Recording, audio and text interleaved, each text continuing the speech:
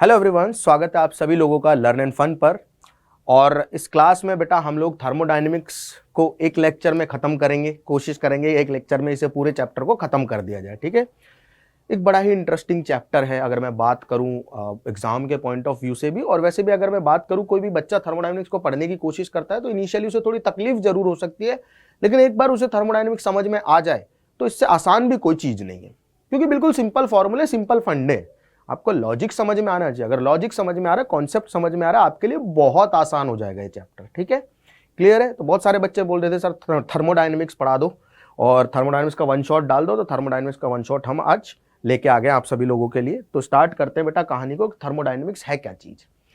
देखो बेटा, सिंपल सी बात लिखा हुआ है, thermodynamics is mainly the study of exchange of heat energy between bodies and conversion of the same into mechanical energy and vice versa. मतलब यह है कि हीट को मैकेनिकल एनर्जी में कन्वर्ट करा जाएगा या मैकेनिकल एनर्जी को हीट में कन्वर्ट किया जाएगा। बस इतनी सी बात है कि हीट के एक्सपेंस पे हम वर्क कर रहे होंगे, है ना, मैकेनिकल वर्क हो रहा होगा किसी डिवाइस में, या हम वर्क कर रहे होंगे और हीट एक्सपेंड हो रही होगी, यानी कि हीट जो है वो वहां खर्च हो रही होगी या रिजेक्ट हो रही होगी। वो सारी चीजें हम लोग डेफिनेटली अभी पढ़ने वाले हैं, डोंट वरी। ठीक है, तो ये थर्मोडायनेमिक्स हो गया। अब थर्मोडायनेमिक्स को समझने से पहले हमें सिस्टम को समझना पड़ेगा, हमें यूनिवर्स को थोड़ा सा डिफाइन करना पड़ेगा, हमें थोड़ा थोड़ा सराउंडिंग को डिफाइन करना पड़ेगा। थर्मोडायनेमिक सिस्टम क्या होता है बेटा? देखो ध्यान से, collection of an extremely large number of atoms और molecules confined within a boundary such that it has certain value of pressure, volume and temperature is called thermodynamic system. क्या है थर्मोडायनेमिक सिस्टम? कि मान लो आपने किसी cylinder में, कोई cylinder लिया, उसमें गैस रखी हुई है। अब गैस का सर्टेन प्रेशर होगा, सर्टेन वॉल्यूम होगा, सर्टेन टेम्परेचर होगा, है ना। तो उस गैस को आप थर्मोडायनेमिक सिस्टम बोल सकते हो। एक लार्ज नंबर ऑफ मॉलिक्यूल्स का कोई भी कलेक्शन है जिसका एक डेफिनेट प्रेशर, वॉल्यूम और टेम्परेचर है, उसे हम थर्मोडायनेमिक सिस्टम बोलेंगे। सिंपल बात एकदम। उसके अलावा जो थर्मोडायनेमिक सिस्टम होता है, जिस लाइन के या जिस बाउंड्री के थ्रू सराउंडिंग से वो सिस्टम क्या होता है, आइसोलेट होता है, उस बाउंड्री को हम सिस्टम बाउंड्री कहते हैं। मतलब क्या है कि ना, यूनिवर्स दो चीजों से मिलकर बनी हुई है। जो यूनिवर्स है ना, इसमें दो चीजें हैं बेटा। कौन कौन सी दो चीजें हैं? इसमें दो चीजें हैं। पहली चीज है सिस्टम, और सिस्टम के अलावा जो भी है उसे हम कहते हैं सराउंडिंग। सिस्टम के अलावा, यूनिवर्स में सिस्टम के अलावा जो भी कुछ है वो सराउंडिंग है। मतलब आप किसी सिस्टम की स्टडी कर रहे हो तो वो तो आपके लिए सिस्टम हो गया, उसके अलावा जो भी कुछ बचा हुआ है यूनिवर्स में, पूरे ब्रह्मांड में, वो सराउंडिंग है। और सिस्टम और सराउंडिंग को अलग करने वाली लाइन को हम कहते हैं system boundary. Simple as that, simple as that. जैसे यहां पे देखो, इस सिलेंडर की वॉल ने और इस पिस्टन की वॉल ने इस गैस मॉलिक्यूल्स को बंद करके रखा हुआ है। तो इस गैस के लिए बाकी सब तो सराउंडिंग है, लेकिन ये जो लाइन है, ये जो बाउंड्री दिखाई दे रही है, इसे हम लोग सिस्टम बाउंड्री कहेंगे, क्योंकि इसी बाउंड्री ने कवर करके रखा हुआ हमारे सिस्टम को। किससे? सराउंडिंग से। सिस्टम क्या है?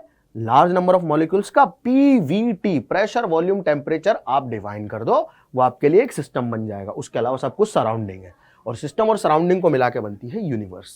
ठीक है, क्लियर है? चलो अब आगे चलते हैं। सिस्टम जो है वो तीन प्रकार का हो सकता है। कौन कौन सा? ओपन, क्लोज्ड और आइसोलेटेड।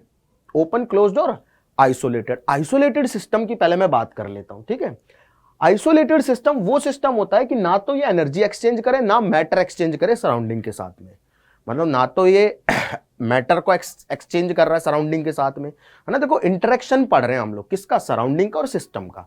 अब सिस्टम तीन प्रकार के होंगे। आइसोलेटेड सिस्टम का मतलब होगा कि उस सिस्टम का सराउंडिंग के साथ में ना तो एनर्जी का एक्सचेंज होगा और ना ही मैटर का एक्सचेंज होगा। जैसे कि सोच के देखो, आप गरम गरम चाय लेके आए और उस गरम गरम चाय को आपने एक थर्मस में रख दिया, जो अपने थर्मोफ्लास्क होते हैं उसमें रख दिया और बंद कर दिया। अब जितनी चाय आपने डाली है किसके अंदर? उस पर्टिकुलर थर्मस के अंदर, आधे घंटे बाद आपको उतनी ही चाय मिलेगी। मतलब कि चाय जो है कहीं गई नहीं है, सराउंडिंग में नहीं गई, सराउंडिंग में मैटर एक्सचेंज नहीं हुआ। ठीक है। और दूसरा, ये जो एनर्जी है, एनर्जी का मतलब जो मॉलिक्यूल्स की एनर्जी है चाय की, वो भी सेम रहेगी थोड़ी देर तक। तो ऑब्वियसली अगर मैं थोड़ी देर के लिए बात करूं तो, क्योंकि चाय गर्म ही निकलती है थोड़ी देर बाद भी, है ना, सबको पता है बात। तो ये जब थर्मस के अंदर हम चाय डाल देते हैं ना, तो चाय जो डली हुई है थर्मस के अंदर, वो चाय एक सिस्टम है। कौन सा सिस्टम है? आइसोलेटेड सिस्टम, क्योंकि सराउंडिंग के साथ ना उसका मैटर एक्सचेंज हो रहा है ना ही उसका एनर्जी एक्सचेंज हो रहा है। अब अगर मैं बात करूं आइसोलेटेड के बाद में क्लोज सिस्टम के, हम इसको उल्टा पढ़ रहे हैं। क्लोज सिस्टम का मतलब होता है कि एक सिस्टम को हम क्लोज सिस्टम कहेंगे अगर ये सिर्फ और सिर्फ एनर्जी एक्सचेंज कर सकता है, मैटर एक्सचेंज नहीं करेगा सराउंडिंग के साथ में। क्या एक्सचेंज कर लेगा?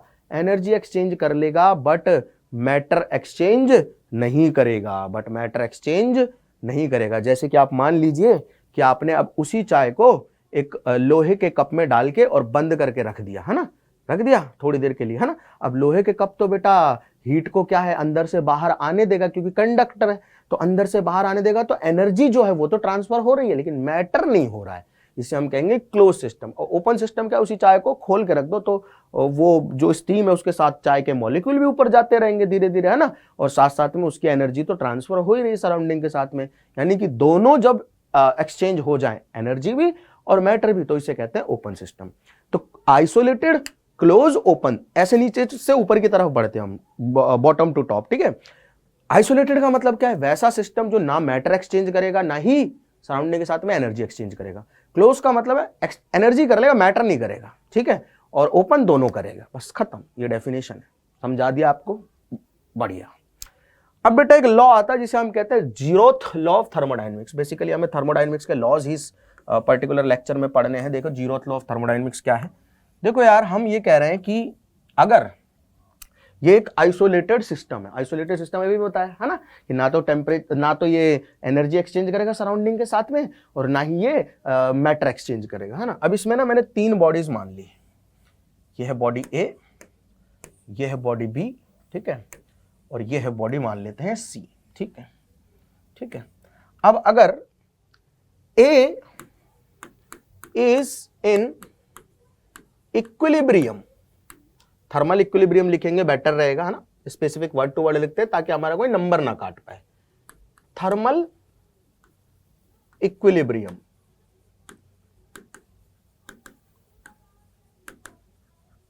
with C and B is independently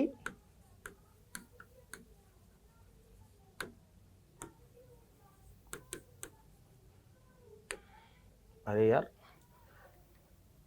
B is independently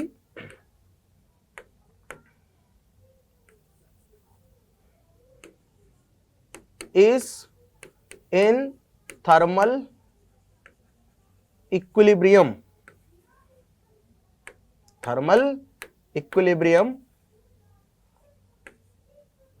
with C, then A and B are also in thermal equilibrium। बहुत आसान से स्टेटमेंट है, समझा देता हूं, पहले लिख लो, ठीक है।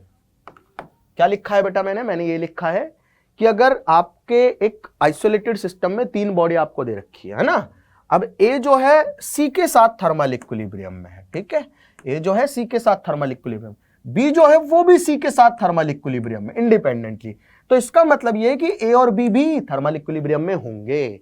अगर एक बॉडी दूसरी बॉडी के साथ में थर्मल इक्विलिब्रियम है और एक और बॉडी भी उसी बॉडी के साथ थर्मल इक्विलिब्रियम, मतलब ये दोनों बॉडीज भी जो इंडिपेंडेंटली किसी तीसरी बॉडी के साथ थर्मल इक्विलिब्रियम में है, ये दोनों बॉडीज भी क्या रहेंगी? थर्मल इक्विलिब्रियम में रहेंगी। This is what we call zeroth law, ठीक है।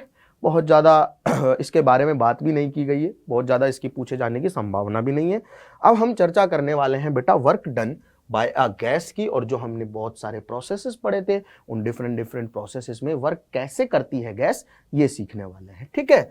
अच्छा जी, मान लीजिए बेटा एक आप लोगों के पास में ना इस तरह का, ठीक है, इस तरह का सिलेंडर है, क्या बोलते हैं इसको? सिलेंडर, और यहां एक पिस्टन लगा हुआ है, ठीक है, मासलेस पिस्टन मान रहा हूं, मतलब पिस्टन का कोई मास नहीं है, समझ गए क्या कह रहा हूं? पिस्टन का कोई मास नहीं है, ठीक है ना, क्लोज है। इसके अंदर गैस भरी हुई है, इसके अंदर गैस भरी हुई है। गैस का जो कोऑर्डिनेट है, मतलब कि गैस का जो अभी प्रेशर है वो P है, वॉल्यूम V है, टेम्परेचर T है, ठीक है। कोऑर्डिनेट्स डिफाइन करने जरूरी है, ठीक है ना। तो गैस के जो प्रेशर है वो P है, वॉल्यूम V है इस समय, और टेम्परेचर T है, ठीक है। मैं मान लेता हूं अब होगा क्या कि गैस के मॉलिक्यूल्स के, क्योंकि टेम्परेचर जो है गैस के काइनेटिक एनर्जी के प्रोपोर्शनल होता है, सबको पता है ये बात, हम काइनेटिक थ्योरी ऑफ गैसेस में पढ़ चुके हैं कि एक पॉइंट मॉलिक्यूल की काइनेटिक एनर्जी जो होती है वो होती है 3/2 kT। डायरेक्ट क्या होती है बेटा, प्रोपोर्शनल होती है temperature, kinetic energy of a single molecule. तो क्योंकि गैस के पास कुछ टेम्परेचर है तो गैस जो है उस गैस के मॉलिक्यूल्स टकराएंगे इससे और प्रेशर क्रिएट होगा, यानी कि फोर्स लगाएंगे इसके ऊपर। अब फोर्स लगाएंगे तो बेटा ये पिस्टन जो है थोड़ा सा मान लेते हैं ऊपर खिसक गया, क्योंकि मासलेस इसे अभी हम मान रहे हैं। क्या मान रहे हैं? मासलेस पिस्टन इसे अभी हम मान रहे हैं, है ना, बस ये ऐसे कवर किया हुआ है, इसका कोई मास नहीं है। तो मान लेता हूं कि जो अपना पिस्टन है वो यहां पहुंच गया है, ठीक है, कहां पहुंच गया, यहां पहुंच गया है, ठीक है ना, पहले यहां था अब यहां पहुंच गया। ये जो दूरी है इसको मैं मान सकता हूं dx, है ना, छोटा सा स्मॉल डिस्प्लेसमेंट हुआ है पिस्टन में, है ना, और पिस्टन का जो एरिया है क्रॉस सेक्शन का वो है a, ठीक है ना, area of cross section of piston का जो क्रॉस सेक्शन का एरिया है ना वो है बेटा A, ठीक है, मतलब पिस्टन ऐसे गोल है और रखा हुआ है, सिलेंडर होता है ना जैसे गोल, उसको ढका हुआ ऊपर से, तो गोल पिस्टन लगाया हुआ है ना, उसका क्रॉस सेक्शन एरिया दे रखा है A, ठीक है।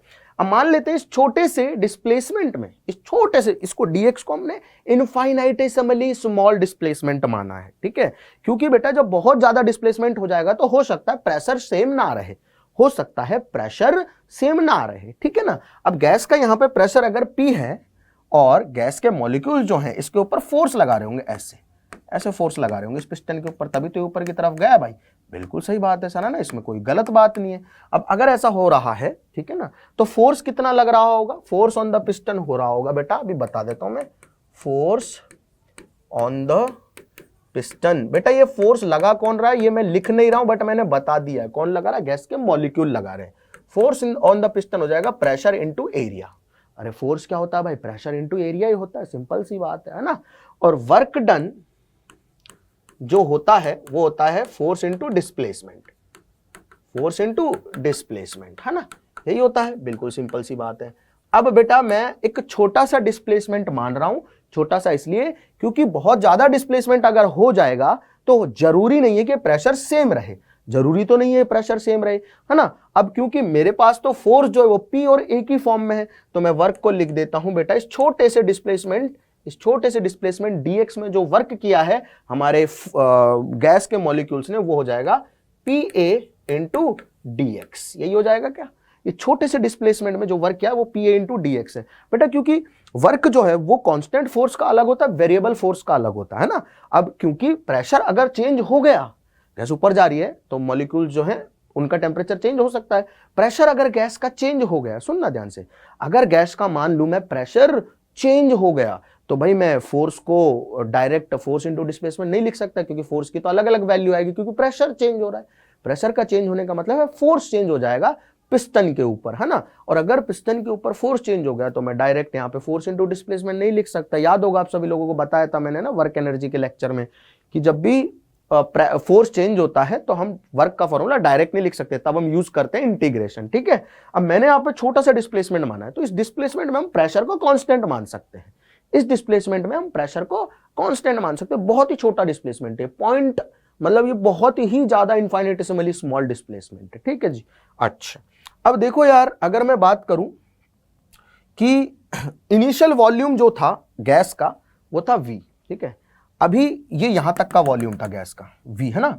तो ये जो वॉल्यूम इंक्रीज हुआ है गैस का, क्योंकि गैस तो हमें पता, आइडियल गैस की हम चर्चा कर रहे हैं और हम बता चुके हैं आपको, किसमें बताया, KTG kinetic theory of gases में, कि जो गैस है उसको जितना वॉल्यूम मिलेगा उतना वॉल्यूम वो ऑक्यूपाई करेगी। तो अब गैस का वॉल्यूम बढ़ गया, पहले गैस इतने में थी, अब जैसे ऊपर गया अब गैस यहां भी आ गई, है ना, गैस पूरी जगह फैल गई, ठीक है।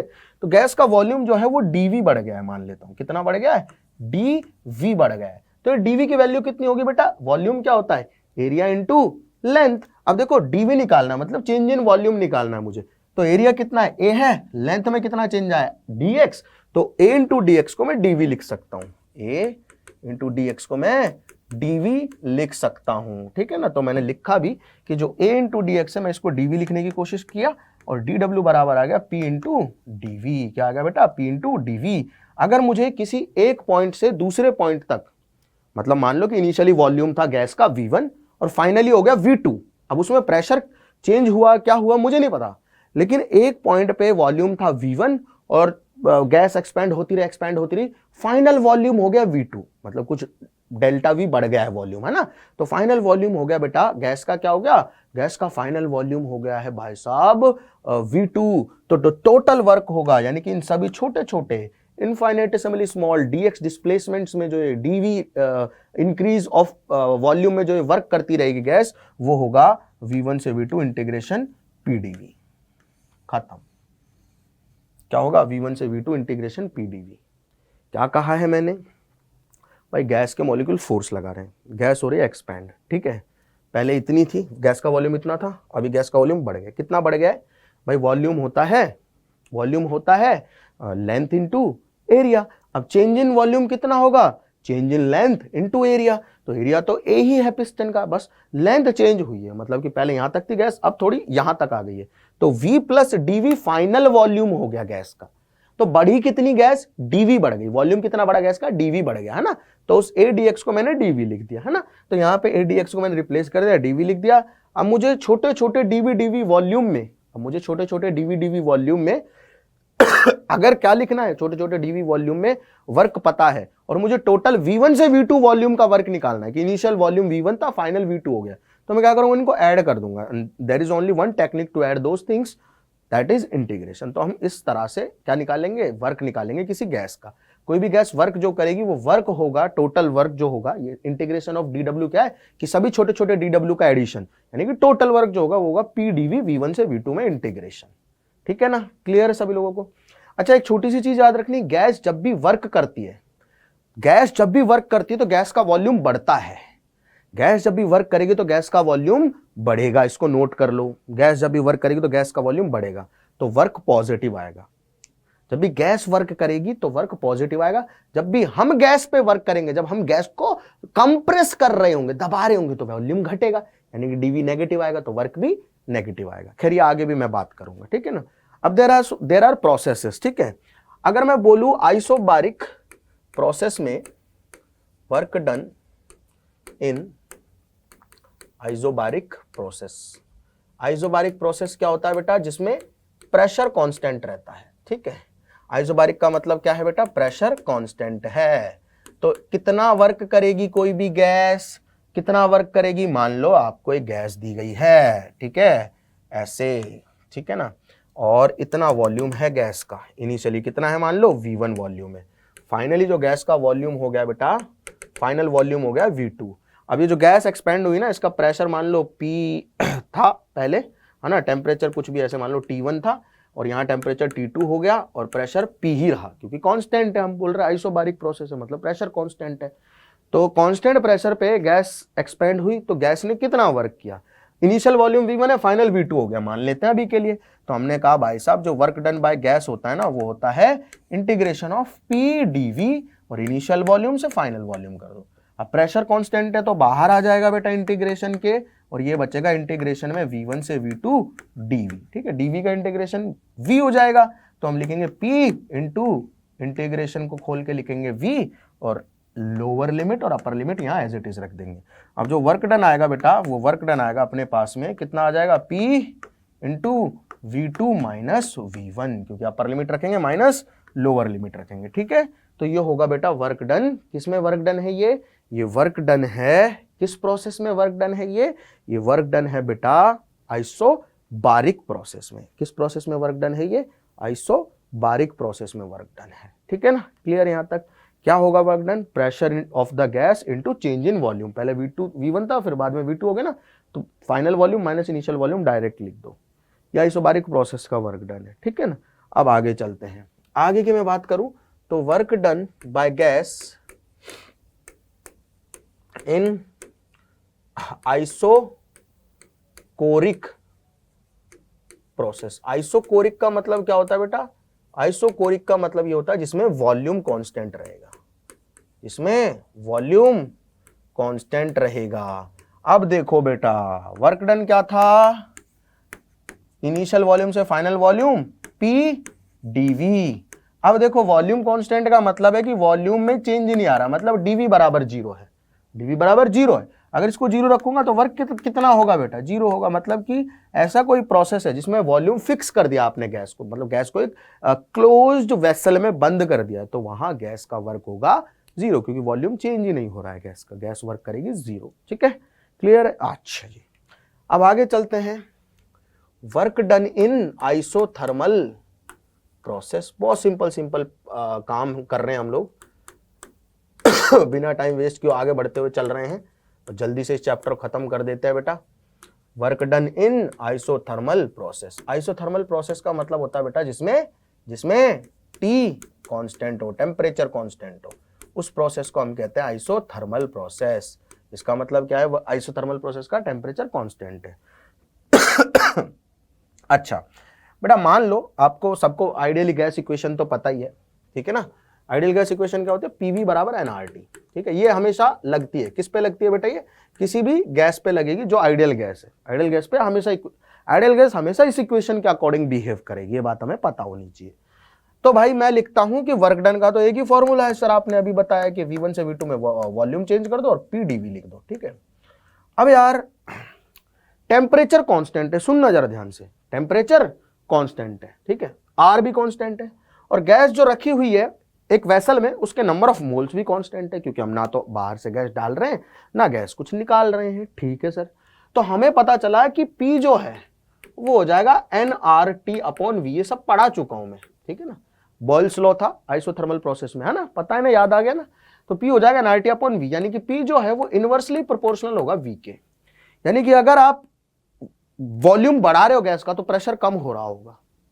कांस्टेंट टेम्परेचर पे अगर आप गैस जो है वो वर्क कर रही है, कांस्टेंट टेम्परेचर है गैस का, गैस वर्क कर रही है, ठीक है, वर्क कर रही है। कांस्टेंट टेम्परेचर कैसे रहेगा गैस का, कि आप ना गैस को ऐसे बर्तन में बंद कर दो जो सराउंडिंग से हीट एक्सचेंज कर सकता है, ऐसे बर्तन में बंद कर दो गैस को जो सराउंडिंग से हीट एक्सचेंज कर सकता है।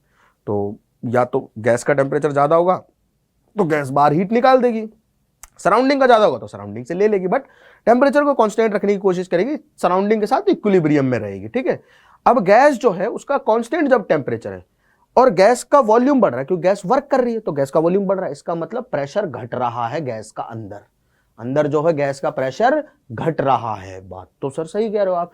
अब प्रेशर कांस्टेंट नहीं होता तो हम इसको बाहर नहीं निकाल सकते, किससे, इंटीग्रेशन वाले साइन से बाहर नहीं निकाल सकते, तो हमें क्या करना पड़ेगा, जुगाड़ करना पड़ेगा। तो हमें प्रेशर की वैल्यू देखनी पड़ेगी जिसे हम रिप्लेस कर सके। तो प्रेशर की वैल्यू ये रही nRT/V, लिख दूं प्रेशर की वैल्यू, वहां से आइडियल गैस इक्वेशन से लिख देता हूं, क्या लिख देता हूं, इंटीग्रेशन V1 से V2 nRT/V इंटू dV। अब यार भाई nRT तो कांस्टेंट है, कांस्टेंट बाहर आ जाएंगे, तो भाई साहब जो वर्क डन बनेगा अपना वो बनेगा nRT इंटीग्रेशन में V1 से V2 और साथ में आ जाएगा यहाँ पे dV/V।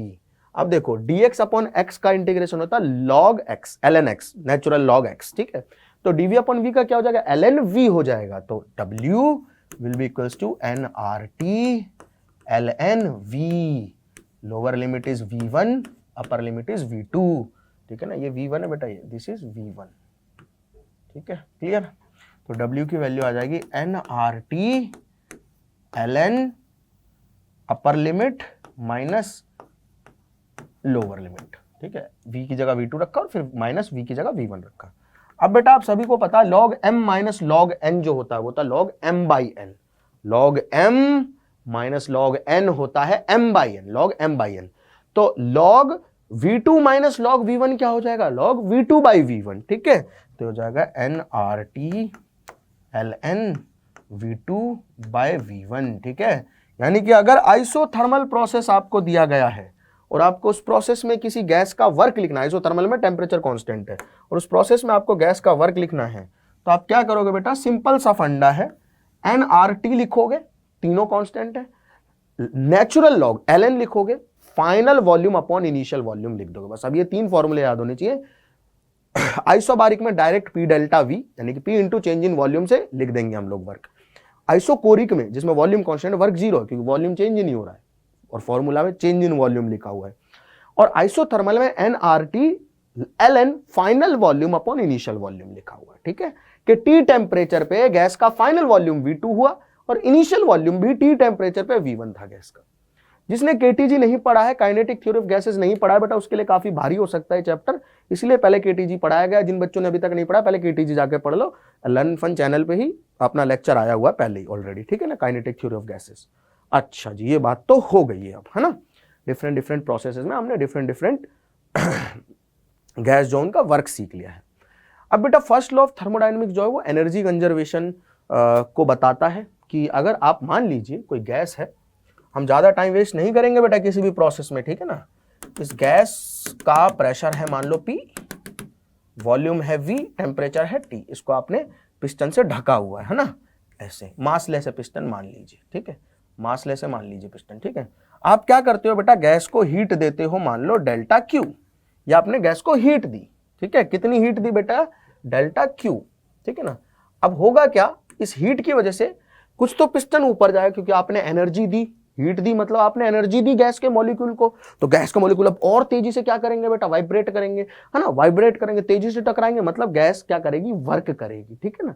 तो गैस क्या करेगी, वर्क करेगी। तो गैस जो ये एनर्जी मिली है ना, जो हीट मिली है गैस को, उसको दो तरीके से यूज करती है, कुछ तो ये वर्क करती है और फिर कुछ ये क्या करती है बेटा, इंटरनल एनर्जी को चेंज करती है। क्या करती है, इंटरनल एनर्जी को चेंज करती है। जैसे कि आपने क्या किया, आपने मान लो गैस को 100 जूल एनर्जी दे दी, 100 जूल हीट दे दी, ठीक है। तो गैस मान लो 30 जूल का वर्क कर रही है, तो 70 जूल गैस की इंटरनल एनर्जी बढ़ेगी, क्योंकि आप एनर्जी दे रहे हो, हीट दे रहे हो गैस के मॉलिक्यूल को, तो उनका टेम्परेचर बढ़ेगा। मॉलिक्यूल का टेम्परेचर अगर बढ़ गया तो सिंपल सी बात है उनकी इंटरनल एनर्जी बढ़ेगी। याद है इंटरनल एनर्जी क्या होती है बेटा, इंटरनल एनर्जी क्या होती है किसी भी गैस की, वो होती है F/2 nRT। भूल गए तुम, केटीजी नहीं पढ़ा तुमने ढंग से। F क्या है, degree of freedom of the gas, N क्या है, number of moles of the gas, T क्या है, टेम्परेचर। T टेम्परेचर पे जो गैस की इंटरनल एनर्जी होती है वो होती है F/2 nRT, ठीक है। तो चेंज इन इंटरनल एनर्जी क्या हो जाएगा, मान लो कि आपने टेम्परेचर, जब आपने हीट दी, जब आपने एनर्जी दी मॉलिक्यूल्स को, तो उनका टेम्परेचर डेल्टा T चेंज हो गया। कितना, डेल्टा T चेंज हो गया। तो भाई चेंज इन इंटरनल एनर्जी कितना आ जाएगा, जिसे हम डेल्टा U कह रहे हैं। चेंज इन इंटरनल एनर्जी मतलब delta U, change in internal energy मतलब डेल्टा U। डेल्टा U क्या आ जाएगा बेटा, F/2 nR डेल्टा T।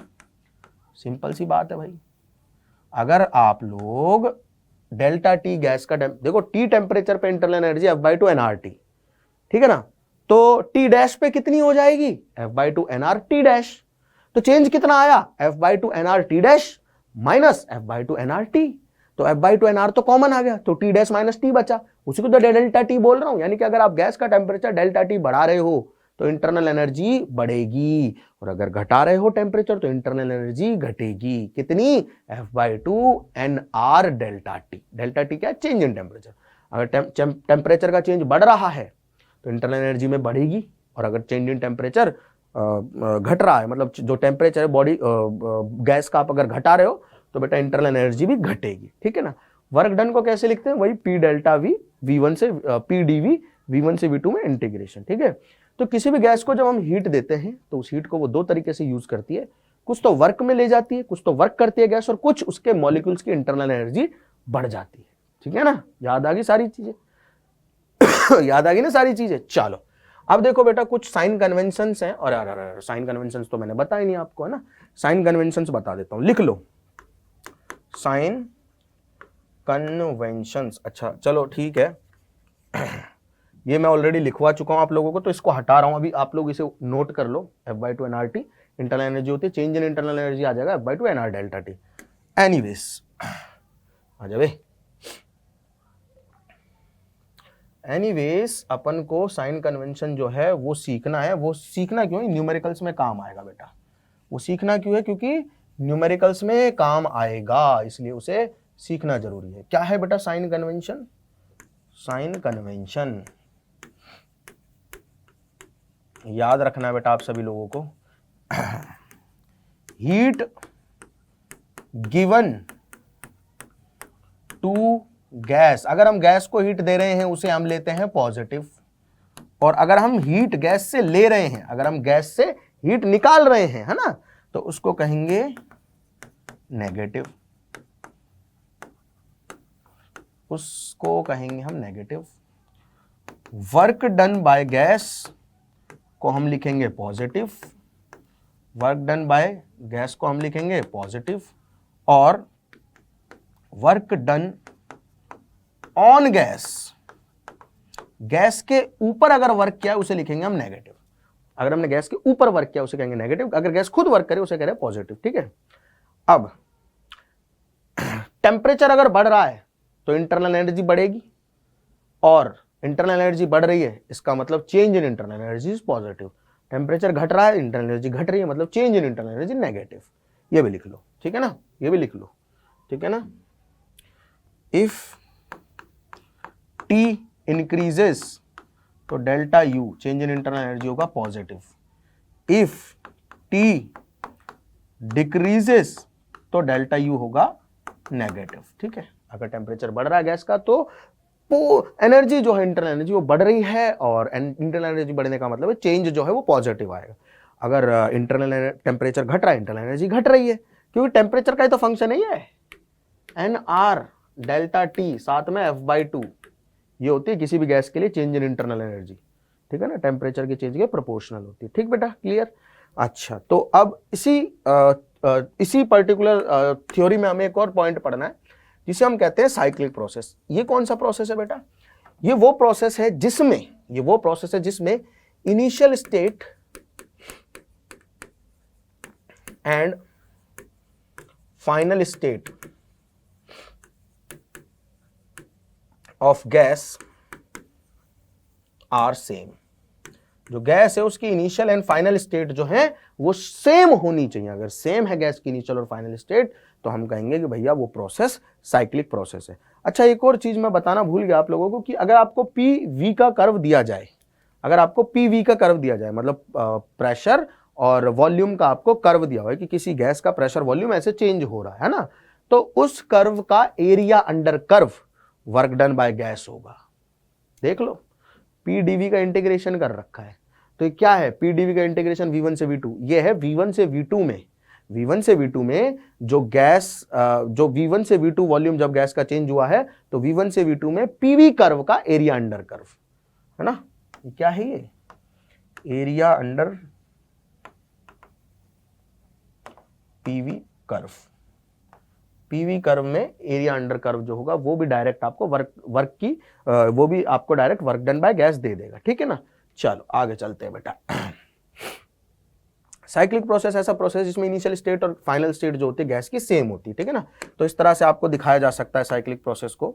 अगर मैं पीवी कर्व पे साइक्लिक प्रोसेस दिखाना चाहूं तो कोई भी प्रोसेस जिसकी इनिशियल और फाइनल स्टेट सेम है, मतलब मान लो ये वॉल्यूम है V1, ठीक है, और अभी गैस यहाँ पे है ना, गैस का प्रेशर है P1, वॉल्यूम है V1, ठीक है, गैस कोऑर्डिनेट यहाँ पे। तो गैस ऐसे जाती है, ठीक है, ऐसे गई है, मतलब V1 वॉल्यूम कांस्टेंट है और प्रेशर बड़ा है, यहाँ पे प्रेशर हो गया P2, ठीक है। फिर गैस जो है वो एक्सपैंड होती है, यहाँ पे वॉल्यूम कांस्टेंट था, प्रेशर बढ़ा, फिर गैस एक्सपैंड हो रही है, मतलब वॉल्यूम बढ़ रहा है गैस का और वॉल्यूम हो गया V2, ठीक है ना। फिर प्रेशर घटता है कांस्टेंट वॉल्यूम पे और फिर गैस कंप्रेस होती है, ऐसे ये प्रोसेस है मान लो, ठीक है। इस प्रोसेस को हम कहेंगे साइक्लिक प्रोसेस। इस प्रोसेस को हम क्या कहेंगे?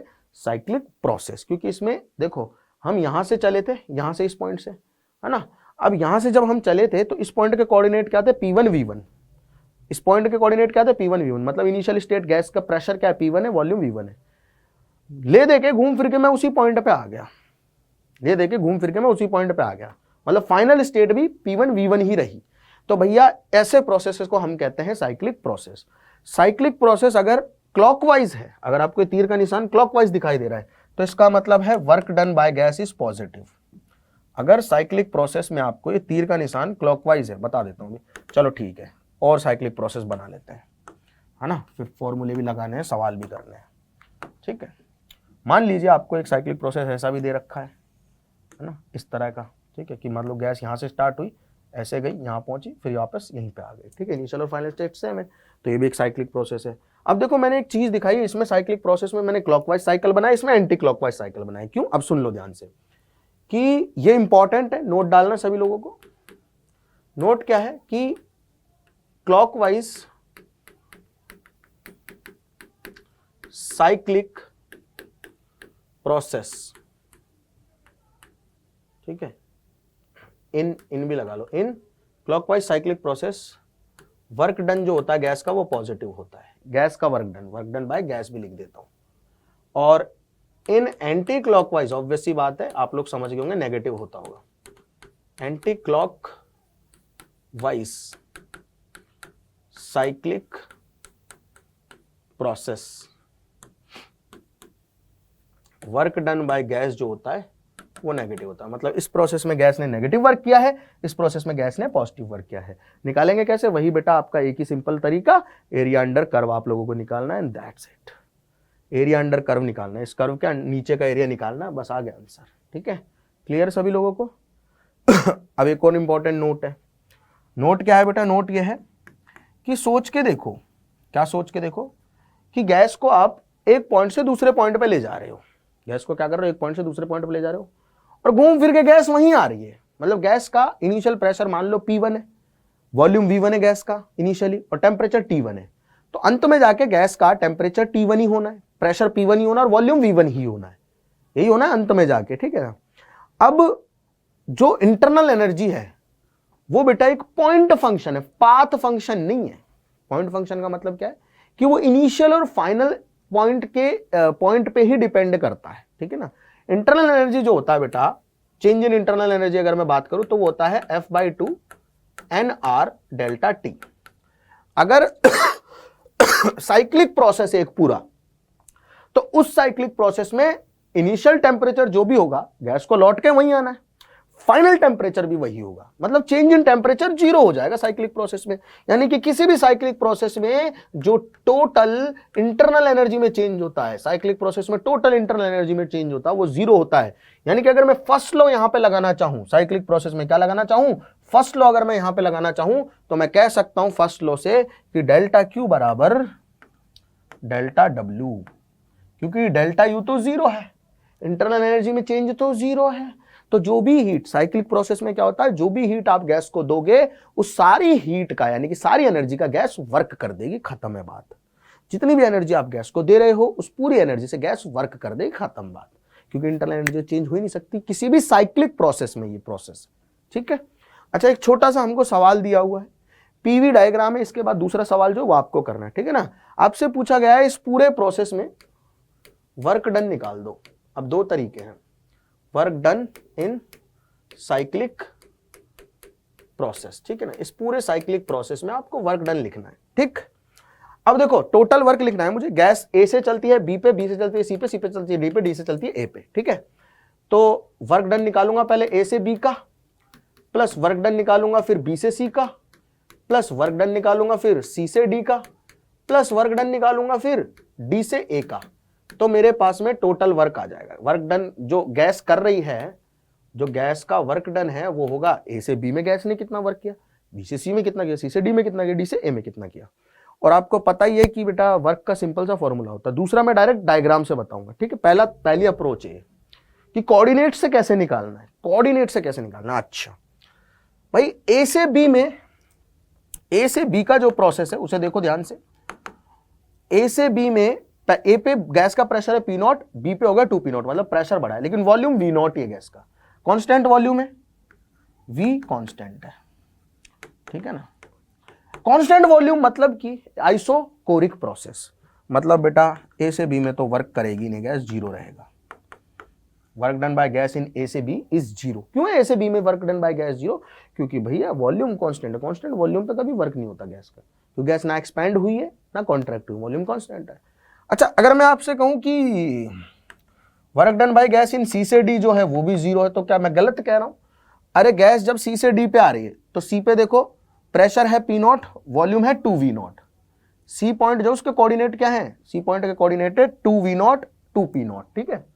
डी पॉइंट के कोऑर्डिनेट है P0 2V0, मतलब सी से डी पे भी जो गैस का वॉल्यूम है वो चेंज नहीं हो रहा। सी से डी में भी, सी पे भी गैस का वॉल्यूम 2V0 है, डी पे भी 2V0 है, तो सी से डी में भी गैस का वॉल्यूम चेंज नहीं हो रहा है, तो बेटा वर्क डन 0 है, क्योंकि सी से डी में भी गैस का वॉल्यूम कांस्टेंट है इसलिए। ठीक है ना? तो ए से बी में 0 हो गया, सी से डी में 0 हो गया, बहुत बढ़िया। अब हम बात कर लेते बी से सी और डी से ए की।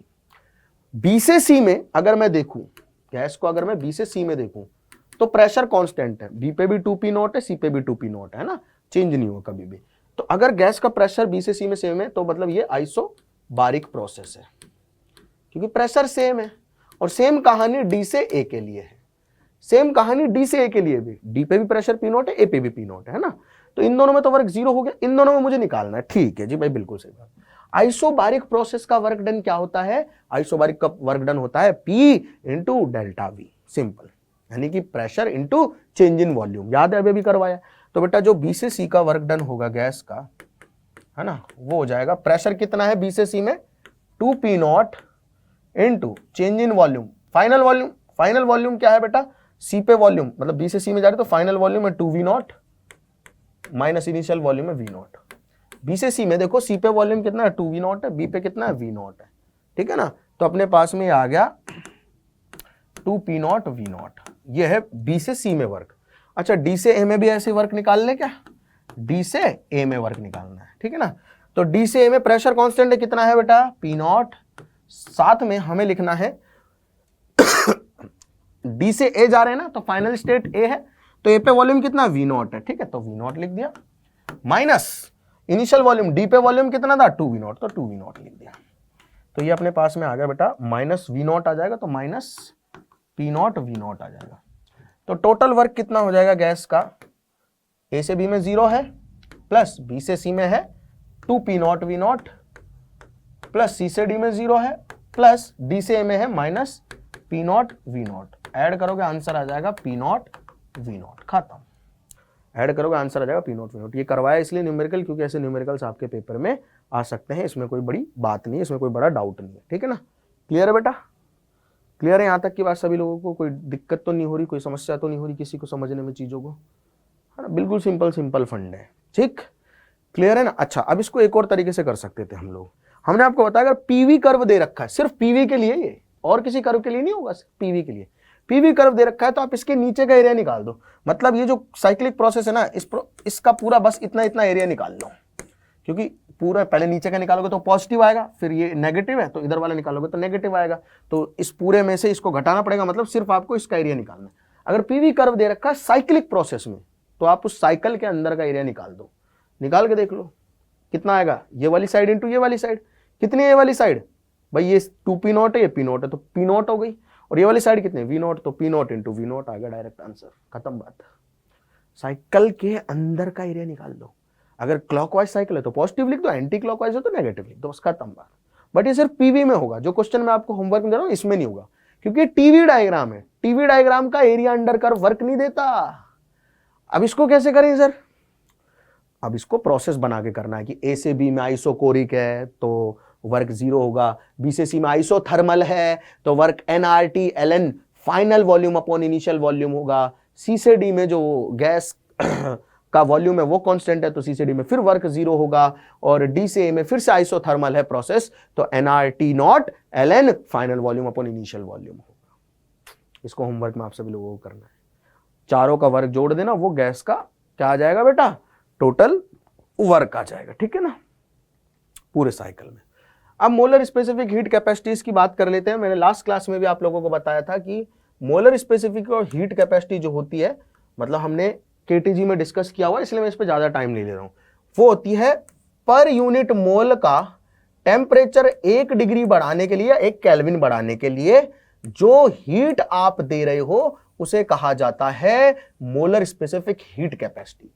एक यूनिट एक मोल का 1 डिग्री सेंटीग्रेड टेम्परेचर बढ़ाना है तो जो हीट दे रहे हो वही मोलर स्पेसिफिक हीट कैपेसिटी। ये 2 प्रकार की होती है कि आप molar specific heat capacity eight constant volume, क्या बेटा? कांस्टेंट वॉल्यूम, इसे हम कहते हैं CV, बहुत इंपॉर्टेंट है, ठीक है। और दूसरी होती है molar specific heat capacity eight constant pressure. 2 ही होती है अपने सिलेबस में, ठीक है, सिलेबस में 2 ही है भैया, इसको कहते हैं सीपी। सी होता है कोई भी यूनिक एकदम मोलर स्पेसिफिक हीट कैपेसिटी। अगर हम कांस्टेंट वॉल्यूम पे बात कर रहे हैं तो प्रोसेस की, अगर प्रोसेस का वॉल्यूम कांस्टेंट है तो उसकी molar specific heat capacity CV हो जाएगी। और कांस्टेंट वॉल्यूम पे अगर प्रेशर कांस्टेंट हो तो इसे हम सीपी लिख देंगे, ठीक है ना, इसे हम सीपी लिख देंगे, ठीक है। अब सीपी और सीवी की बातें कर लेते हैं, सीपी और सीवी की बातें कर लेते हैं, ठीक है। अगर मैं बात करूं कि सीपी जो है और सीवी जो है, तो सीवी हो जाएगा delta Q upon N delta T, ठीक है। ये कांस्टेंट वॉल्यूम पे बात हो रही है, यानी कि अगर हम किसी गैस को हीट देते हैं कांस्टेंट वॉल्यूम पे तो बेटा वो हीट होगी एनसीवी डेल्टा टी। ये क्या है, heat given to the gas at constant volume, NCV delta T.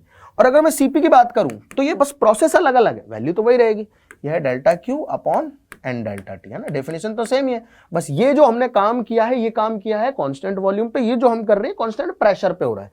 तो अगर आप कांस्टेंट प्रेशर पे किसी गैस को हीट देते हो तो वो गैस हीट आएगी एनसीपी डेल्टा टी। ये क्या है बेटा, कांस्टेंट प्रेशर पे गैस को दी गई हीट। जो मैं बोल रहा हूं वो लिख लो, this is heat given to a gas at constant volume, this is heat given to a gas at constant pressure. मैं यहां लिख भी देता हूं Q और यहां लिख देता हूं P। ये कांस्टेंट वॉल्यूम पे काम हुआ, ये कांस्टेंट प्रेशर पे काम हुआ, ठीक है ना, क्लियर है। अच्छा, अब ध्यान से देखना, अगर मैं फर्स्ट लॉ ऑफ थर्मोडायनेमिक्स की बात करूं तो मैं लिख सकता हूं डेल्टा Q बराबर delta W plus delta U, ठीक है ना। लिख सकता हूं, मैं लिख सकता हूं, नहीं लिख सकता हूं, अरे लिख सकता हूं, नहीं लिख सकता हूं, सिंपल सी बात है, ठीक है ना। अब एट कांस्टेंट वॉल्यूम, अगर मैं सीवी की बात करूं, eight constant volume, constant volume पे क्या होता है, वर्क डन बाय गैस 0 होता है, यानी कि डेल्टा क्यू जो होगा वो सिर्फ और सिर्फ डेल्टा यू के बराबर होगा। और डेल्टा यू मुझे पता है F/2 NR डेल्टा टी होता है, ये तो हम जानते ही हैं। और मुझे ये भी पता है कि अगर आप कांस्टेंट वॉल्यूम पे किसी गैस को हीट दे रहे हो तो उसको आप एनसीवी डेल्टा टी लिख सकते हो, लिख सकते हो, लिख सकते हो। तो मैं इसे लिखूंगा एनसीवी डेल्टा टी, ये बराबर होगा F/2 NR डेल्टा टी के। ये गया, ये गया, ठीक है ना, ये गया, ये गया। सीवी की वैल्यू आ गई FR/2। कोई भी गैस है जिसकी डिग्री ऑफ फ्रीडम F है, उसकी मोलर स्पेसिफिक हीट कैपेसिटी होगी FR/2। बस खत्म बात, खत्म बात एकदम, कोई दिक्कत ही नहीं, ठीक है। ठीक है ना, ये सीवी की वैल्यू होगी। अच्छा, अगर मैं कांस्टेंट प्रेशर की बात करूं, फर्स्ट लॉ ऑफ थर्मोडायनेमिक्स पे ही, अगर मैं कांस्टेंट प्रेशर पे बात करूं, ठीक है ना, अगर मैं कांस्टेंट प्रेशर पे बात करूं, सेम सेम सेम सेम, तो जो हीट दी है, मान लो डेल्टा क्यू हीट दी, उससे वर्क होगा, वर्क कितना होगा, P डेल्टा V, कि चेंज इन वॉल्यूम। अरे P into V2 minus V1 लिख सकता हूं ना, कांस्टेंट प्रेशर पे वर्क, यही लिख सकता हूं। हाँ, बात तो सही है सर, चलो मैं लिख देता हूं आप लोगों के लिए, आपको तकलीफ नहीं होनी चाहिए, है ना। यहां लाइन खींच देते हैं, डेल्टा क्यू बराबर होगा, कांस्टेंट प्रेशर पे बात हो रही है, कांस्टेंट प्रेशर पे हीट ऐड करी मैंने, तो मान लो कि वर्क किया गैस ने, तो ये वर्क हो गया गैस का, प्लस डेल्टा यू आ गया। डेल्टा यू क्या होता है बेटा, किसी भी गैस के लिए F/2 NR डेल्टा टी, ठीक है ना। डेल्टा टी क्या है, ये चेंज इन टेम्परेचर है, चेंज इन टेम्परेचर है, ठीक है।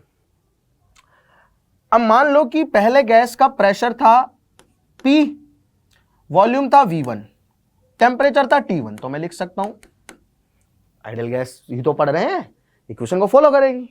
पहले गैस का प्रेशर था P, वॉल्यूम था V1, टेम्परेचर था T1 पहले, फिर हमने गैस को हीट दी, हीट देने के बाद प्रेशर तो P ही रहा, क्योंकि हमने कांस्टेंट प्रेशर पे हीट दी है, याद है ना, कांस्टेंट प्रेशर पे हीट दी, वॉल्यूम हो गया V2 और टेम्परेचर हो गया T2, ठीक है। दूसरी इक्वेशन में से पहली को घटा दो तो आपको मिलेगा कुछ ऐसा,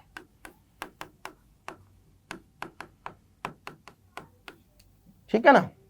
यानी कि आप PV2 माइनस V1 को क्या भी लिख सकते हो, NR डेल्टा T भी लिख सकते हो।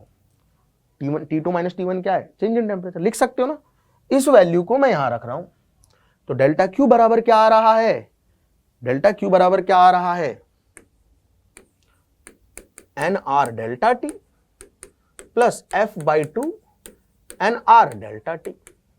जो हमने हीट दी है कांस्टेंट प्रेशर पे वो कितनी होती है, डेफिनेशन देखो एनसीपी डेल्टा टी होती है, कांस्टेंट प्रेशर पे दी गई हीट, सीपी की डेफिनेशन से लिखा है, ये हो जाएगा N R delta T plus F by two N R delta T. ये गया तो सीपी की वैल्यू आ गई R plus F R by two, F R by two plus R, यानी कि सीपी की वैल्यू आ गई सीवी प्लस आर, यानी कि सीपी माइनस सीवी आ गया आर के बराबर। आर इसे कहते हैं मेयर रिलेशन। क्या कहते हैं बेटा, मेयर रिलेशन। किसी भी गैस के लिए एक मोल की, ध्यान से सुन रहे, किसी भी गैस के लिए एक मोल की कांस्टेंट प्रेशर पे मोलर स्पेसिफिक हीट कैपेसिटी और एक मोल की कांस्टेंट वॉल्यूम के लिए molar specific heat capacity for an ideal gas difference will be equals to R. बहुत इंपॉर्टेंट है, डेरिवेशन पूछ सकता है जो भी करवाया सारा कहानी, ठीक है। एक मोल गैस के लिए सीपी और सीवी का, आइडियल गैस के लिए जो डिफरेंस होगा वो हमेशा आर के बराबर होगा। सीपी की वैल्यू क्या है, सीवी प्लस आर। तो आपको सीवी याद रखना है, all you have to remember is CV. आपको सीवी याद रखना है, सीवी में क्या करना है, बस आर जोड़ देना, सीपी बन जाएगा। आपको क्या करना है, सीवी याद रखना है। सीवी क्या होता है, एफ आर बाई टू, ठीक है ना, ठीक है ना। सीपी क्या होगा, एफ आर बाई टू, यानी कि CV plus R, CV plus R. अब देखो मोनो एटॉमिक के लिए एफ बराबर होता है 3, तो सीवी हो जाएगा 3/2 आर और सीपी हो जाएगा 3/2 आर प्लस आर, खत्म बात। डाया एटॉमिक के लिए एफ बराबर होता है 5, तो सीवी बराबर हो जाएगा 5/2 आर और सीपी बराबर हो जाएगा 5/2 आर प्लस आर, खत्म। ट्राई एटॉमिक, ठीक है, नॉन लीनियर के लिए एफ बराबर होता है 5, तो यही हो जाएगा सीवी सीपी जो डायटोमिक के लिए, और सॉरी लीनियर के लिए होता है, नॉन लीनियर के लिए 6 होगा। Try atomic non linear gas के लिए हो जाएगा 6, ठीक है। तो सीवी की वैल्यू हो जाएगी 6/2 आर और सीपी की वैल्यू हो जाएगी 6/2 आर प्लस आर। लिख लेना ये, प्लीज आप लिख लेना, मेरे पास तो स्पेस नहीं है, आप लोग लिख लेना, ठीक है ना। लिख लोगे ना, कोई बड़ी बात तो नहीं है, लिख दूं क्या, लिख लोगे ना, एफ की वैल्यू ही तो लिखनी है। अब एक और चीज आती है जिसे हम कहते हैं गामा। गामा होता है बेटा ratio of CP and CV. Gamma क्या होता है, ratio of CP and CV, ठीक है। अब मैं ना एक बार मोनो एटॉमिक, ठीक है, डायटोमिक, ठीक है, और ट्राई लीनियर और ट्राई नॉन लीनियर, ठीक है ना, ट्राई एटॉमिक नॉन लीनियर, ठीक है। इनके लिए मैं सीपी सीवी लिख देता हूं और फिर गामा भी लिख लेंगे हम लोग, ठीक है। मोनो एटॉमिक के लिए क्या होगा बेटा, सीवी की वैल्यू लिख लेते, सीपी की वैल्यू लिख लेते, ठीक है।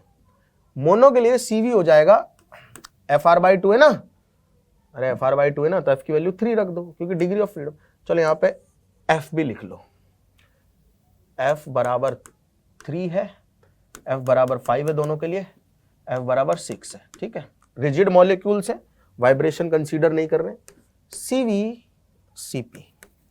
सीवी होता है FR/2, ठीक है, क्या होता है FR/2, और ये क्या होगा सीपी FR/2 प्लस आर, ठीक है, पता है ना सभी को। ये क्या हो जाएगा भाई, F के 3/2 आर, भाई 5/2 आर, भाई 6/2 आर, ठीक है ना, क्लियर। 3R हो जाएगा वो तो ऑब्वियस सी बात है। ये हो जाएगा, इसमें R और जोड़ दो तो 5/2 आर, ठीक है, R और जोड़ोगे तो 5/2 आर आ जाएगा ना। इसमें R और जोड़ दो 7/2 आर, इसमें R और जोड़ दो 4R। गामा निकालना आपको, कितना आ जाएगा मोनो एटॉमिक के लिए, CP/CV, तो 5/3 आ जाएगा।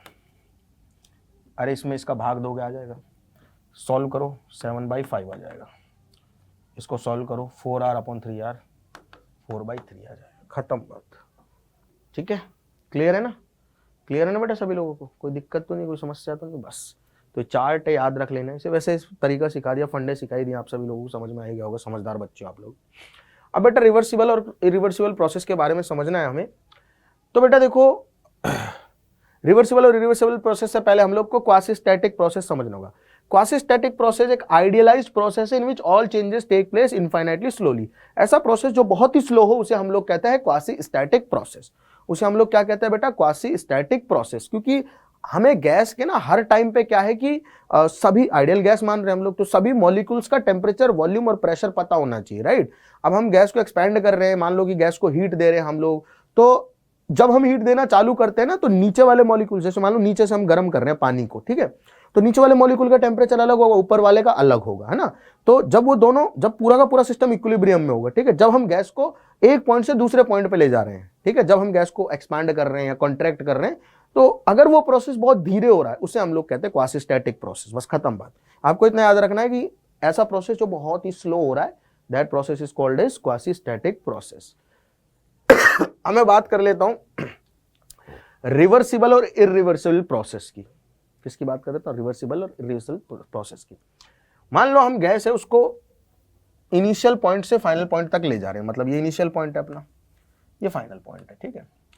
तो बीच में ना इनफाइनाइट पॉइंट्स हैं और इन इनफाइनाइट पॉइंट को क्रॉस करके गैस जो है वो जा रही है, ठीक है, ठीक है ना, ठीक है ना, ठीक है ना। अच्छा, तो गैस ने, जब हमने गैस को हीट दी तो गैस ने कुछ वर्क किया, गैस ने कुछ वर्क किया सराउंडिंग के ऊपर, ठीक है ना, गैस ने कुछ वर्क किया सराउंडिंग के ऊपर, ठीक है, कुछ इंटरनल एनर्जी बढ़ा ली, ठीक है। अब जब हम गैस के ऊपर वर्क करेंगे फाइनल पॉइंट से और इनिशियल पॉइंट पे, तो पहली बात तो उन्हीं पॉइंट के थ्रू आनी चाहिए गैस जिन पॉइंट के थ्रू गई थी, उन्हीं पॉइंट के थ्रू आनी चाहिए गैस, रिवर्स ऑर्डर में जिन पॉइंट के थ्रू गैस गई थी, ठीक है ना, फाइनल स्टेट तक। और दूसरा, जितना हमने वर्क किया था गैस, जितनी हमने हीट दी थी गैस को, उतनी ही हीट जब हम उतना सेम अमाउंट ऑफ वर्क कर देंगे तो बाहर भी निकलनी चाहिए। मान लो आपने 50 जूल हीट दी और गैस ने सराउंडिंग पे 30 जूल का वर्क किया, तो जब आप 30 जूल वर्क करोगे तो 50 जूल की हीट बाहर निकलनी चाहिए। सोच के देख, कितनी अजीब बात है ना। ऐसे प्रोसेस को कहते हैं हम, कौन सा process? Reversible. Reversible process possible नहीं है बेसिकली, तो हर प्रोसेस हम जो देखते हैं दुनिया में वो इरिवर्सिबल है। बट इस चैप्टर में हम क्योंकि आइडियल चीजों की बात कर रहे हैं, आइडियल गैस की ही बात कर रहे हैं, तो रिवर्सिबल प्रोसेस कंसीडर कर रहे हैं हम लोग सारे प्रोसेस को।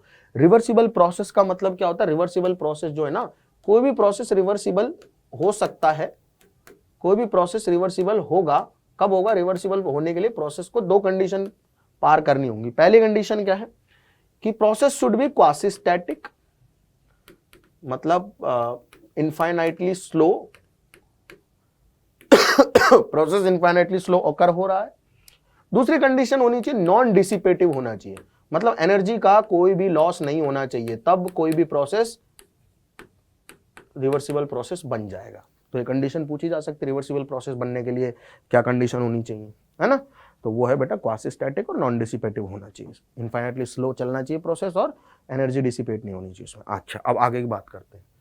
अब बेटा एडियाबैटिक प्रोसेस, ये भी बड़ा इंपॉर्टेंट है यार, तो इसको जल्दी से मैं बता देता हूं कि प्रोसेस आइसोथर्मल, आइसोकोरिक और आइसोबारिक के अलावा भी हो सकते हैं, उसे हम कहते हैं एडियाबैटिक प्रोसेस। एक प्रोसेस एडियाबैटिक है जिसमें जो डेल्टा क्यू है वो 0 है, मतलब no heat exchange with surrounding, no heat exchange with surrounding. अच्छा, तो इसके लिए फर्स्ट लॉ कैसे काम करेगा? फर्स्ट लॉ ऐसे काम करेगा कि डेल्टा क्यू बराबर delta W plus delta U, है ना, ये 0 है, तो भैया इस प्रोसेस में जो भी वर्क करेगा, जो भी गैस वर्क करेगी, वो चेंज इन इंटरनल एनर्जी के नेगेटिव के बराबर होगा। यानी कि अगर आप गैस पे वर्क कर रहे हो तो गैस की इंटरनल एनर्जी बढ़ेगी, और गैस अगर खुद वर्क कर रही हो तो गैस की इंटरनल एनर्जी घटेगी, क्योंकि साइन नेगेटिव है। सिंपल है ना, ये एक फर्स्ट लॉ इसके लिए लग गया। अच्छा, स्टेट इक्वेशन क्या होती है इसकी? स्टेट इक्वेशन का मतलब क्या है भाई? इसकी स्टेट इक्वेशन क्या होगी? स्टेट इक्वेशन का मतलब है जैसे कि आइसो थर्मल प्रोसेस है, आइसोथर्मल में क्या होता था? पीवी बराबर एनआरटी में ये T कांस्टेंट हो गया, NR पहले से कांस्टेंट है, तो P is inversely proportional to V। ये होती थी स्टेट इक्वेशन आइसोथर्मल की, सबकी पढ़ चुके हैं हम लोग। लेकिन इसकी स्टेट इक्वेशन थोड़ी अलग है और हमारी बुक के स्कोप से बाहर है। मतलब डायरेक्ट हमें इक्वेशन दे रखी है, हमें ये नहीं बताया हुआ कि इसका प्रूफ क्या है, ठीक है। तो हम डायरेक्ट इक्वेशन याद रखेंगे, PV की power gamma is equals to constant. कि एडियाबैटिक प्रोसेस में जब आप गैस को आइसोलेट कर रहे हो सराउंडिंग से, यानी कि गैस का कोई हीट एक्सचेंज नहीं है सराउंडिंग के साथ में, उस कंडीशन में PV की पावर गामा हमेशा कांस्टेंट रहेगा। बेटा गामा अभी बताया CP और CV का रेशियो है फॉर डिफरेंट डिफरेंट गैस, ये डिफरेंट होगा। मोनोएटमिक के लिए अलग है, डायाएटमिक के लिए अलग है, ट्रायाएटमिक लीनियर के लिए अलग है, नॉन लीनियर के लिए अलग है, ठीक है ना। तो PV की पावर गामा जो है वो कांस्टेंट है, ठीक है ना। यहां तक की बात समझ में आ गई होगी आप सभी लोगों को। अच्छा, इसको हम थोड़ा थोड़ा कंपेयर करने की कोशिश करते हैं आइसोथर्मल प्रोसेस से। किससे कंपेयर करते हैं? आइसोथर्मल से। आइसोथर्मल जो है, क्योंकि उसी के जैसा ही तो दिख रहा है, आइसोथर्मल में PV बराबर कांस्टेंट होता था, ठीक है ना। और एडियाबैटिक में क्या कांस्टेंट है रे? PV की पावर गामा कांस्टेंट है। अच्छा बेटा, मैं काम करता हूं, अगर मैं PV कर्व में स्लोप देखना चाहूं दोनों का, क्या देखना चाहूं? स्लोप। मतलब ये PV कर्व बनाया मैंने, यहां पे P है, यहां पे V है, ठीक है। तो दो कर्व मुझे मिलेंगे एक जैसे, क्योंकि PV कांस्टेंट है, एक में PV की पावर गामा कांस्टेंट। मतलब एक कर्व मुझे थोड़ा ऐसा दिखेगा, एक कर्व मुझे थोड़ा ऐसा दिखेगा, ठीक है ना। दो कर्व दिखे मुझे, ठीक है, क्लियर है। इसको थोड़ा और गिरा लो,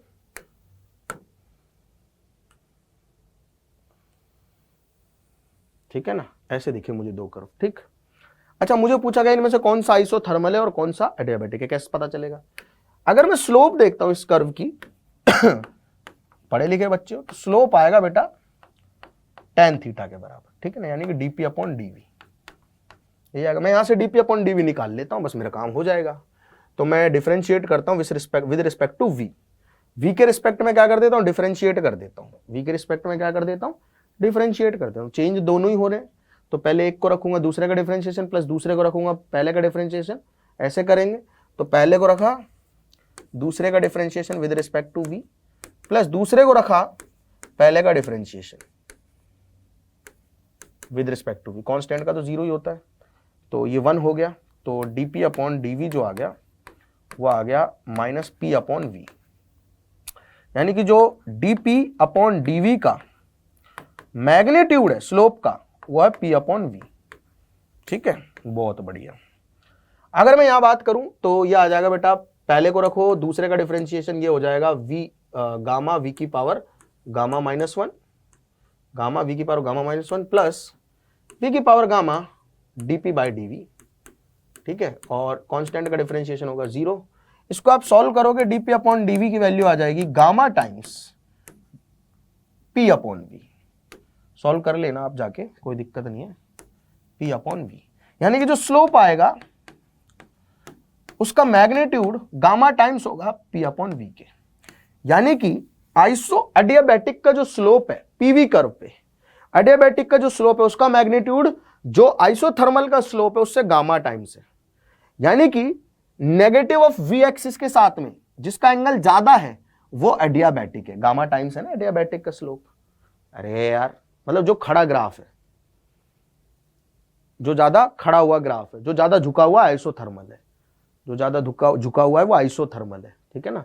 अब मैं यहां जैसे इस पॉइंट पे देखना चाहता हूं, ठीक है ना, देखना अभी, जैसे मैं किसी एक पॉइंट पे देखना चाहता हूं, इस पॉइंट पे देखना चाहता हूं, इस पॉइंट पे, ठीक है। तो इस पॉइंट पे देखो, इसकी स्लोप ऐसे आएगी, ठीक है ना, और इसकी स्लोप ऐसे आएगी, ठीक है। अब देखो ऑब्वियस सी बात है, ये वाला एंगल छोटा है, ये वाला एंगल बड़ा है तो जो खड़ा ग्राफ होगा वो किसका होगा बेटा?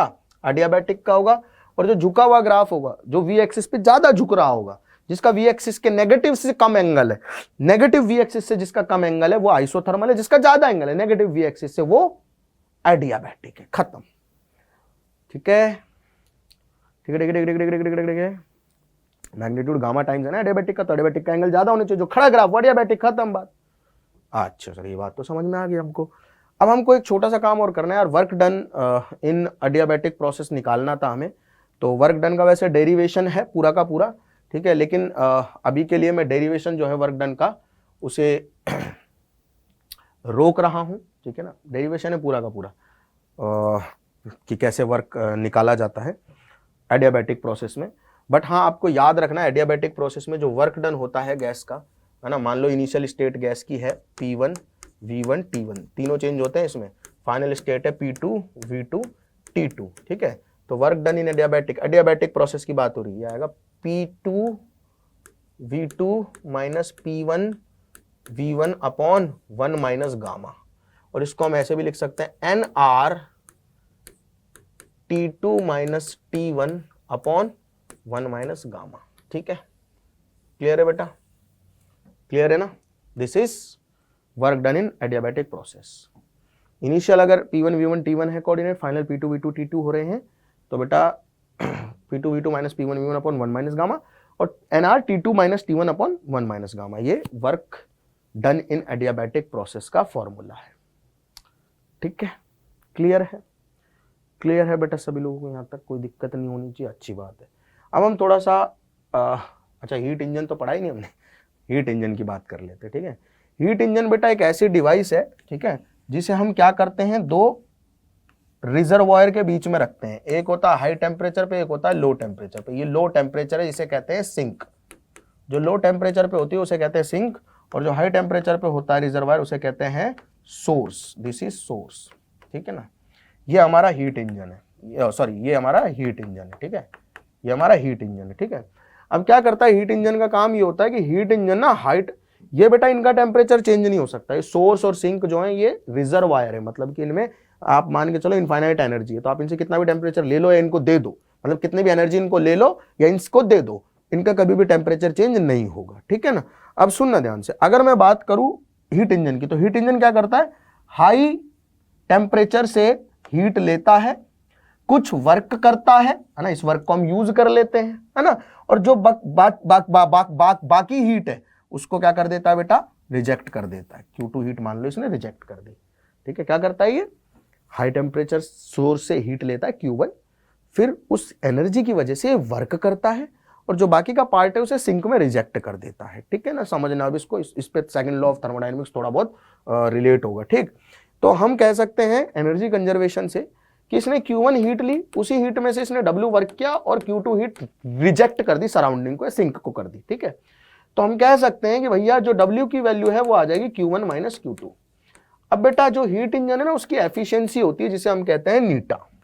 नीटा क्या, एफिशिएंसी ऑफ हीट इंजन, लिख लेना क्या है ये, efficiency of heat engine. Heat engine की एफिशिएंसी क्या होगी बेटा, कि वर्क कितना कर रहा है डिवाइडेड बाय हीट कितनी चाहिए उसको, कि काम कितना कर रहा है और हमसे ले कितनी रहा है हीट। तो भाई काम कर रहा है वो W और हीट ले रहा है वो Q1 सोर्स से, W की वैल्यू यहां से लिख दो और Q1 पता ही आपको, भाग दे दो 1 माइनस Q2 अपॉन Q1, ये आती किसी भी हीट इंजन की efficiency. This is efficiency of any heat engine, किसी भी हीट इंजन की efficiency 1 minus Q2 upon Q1 होगी, ठीक है ना। अब इस पे बहुत सारी चीजें हैं जिन पे आगे मैं बात करूंगा, पहले रेफ्रिजरेटर की मैं बात कर लेता हूं आप सभी लोगों से। हीट पंप और रेफ्रिजरेटर क्या होता है, इसका उल्टा डिवाइस है, ठीक है ना। ये ठंडे रिजर्वायर से क्या लेता है, ठंडे मतलब लो टेम्परेचर वाले रिजर्वायर सिंक से एनर्जी हीट लेता है, और ये कब लेगा, जब हम इस पर वर्क करेंगे। वर्क किया हमने, इसने हीट निकाली, मतलब इस पे कोई सराउंडिंग ने वर्क किया, या फिर अंदर मान लो एक मोटर लगी हुई है, उस मोटर ने इस पे वर्क किया, उस वर्क की वजह से इसने एनर्जी ली, ठीक है ना, और उस एनर्जी को क्या किया बेटा, सोर्स को दे दिया, फेंक दिया हॉट रिजर्वायर को। जैसे एसी ऐसे ही काम करता है, रेफ्रिजरेटर ऐसे ही काम करता है। रेफ्रिजरेटर पता है, फ्रिज, फ्रिज क्या करता है, फ्रिज में जो चेंबर है जो ठंडा रहता है बहुत, है ना, फ्रिज क्या काम करता है, मोटर जो है, मोटर जो मतलब इलेक्ट्रिसिटी, इलेक्ट्रिक एनर्जी दे रहे हैं हम फ्रिज को, बिना मोटर के थोड़ी ना फ्रिज काम कर लेगा। अगर आपने स्विच नहीं लगाया फ्रिज का तो थोड़ी ना फ्रिज काम कर लेगा, रेफ्रिजरेटर थोड़ी ना ऐसे काम कर लेगा, पहले आपको एनर्जी देनी पड़ेगी। वो एनर्जी क्या कर रही है, वर्क कर रही है, वो वर्क कर रही है, तो क्या कर रहा है, फ्रिज अंदर से खींच रहा है, क्या खींच रहा है बेटा, हीट, ठंडी जगह से, देखो लो टेम्परेचर वाली से और हीट खींच रहा है, तो वहां और टेम्परेचर कम हो गया, है ना। और जो हीट खींच रहा है वो कहां जा रही है, उससे भाई मोटर वोटर गर्म हो रही है और वो सराउंडिंग में जा रही है। सराउंडिंग मतलब कि कमरे का टेम्परेचर ज्यादा है, तो ज्यादा टेम्परेचर पे फेंक रहा है हीट को, कम से निकाल रहा है, फ्रिज के अंदर वाले चेंबर से निकाल रहा है।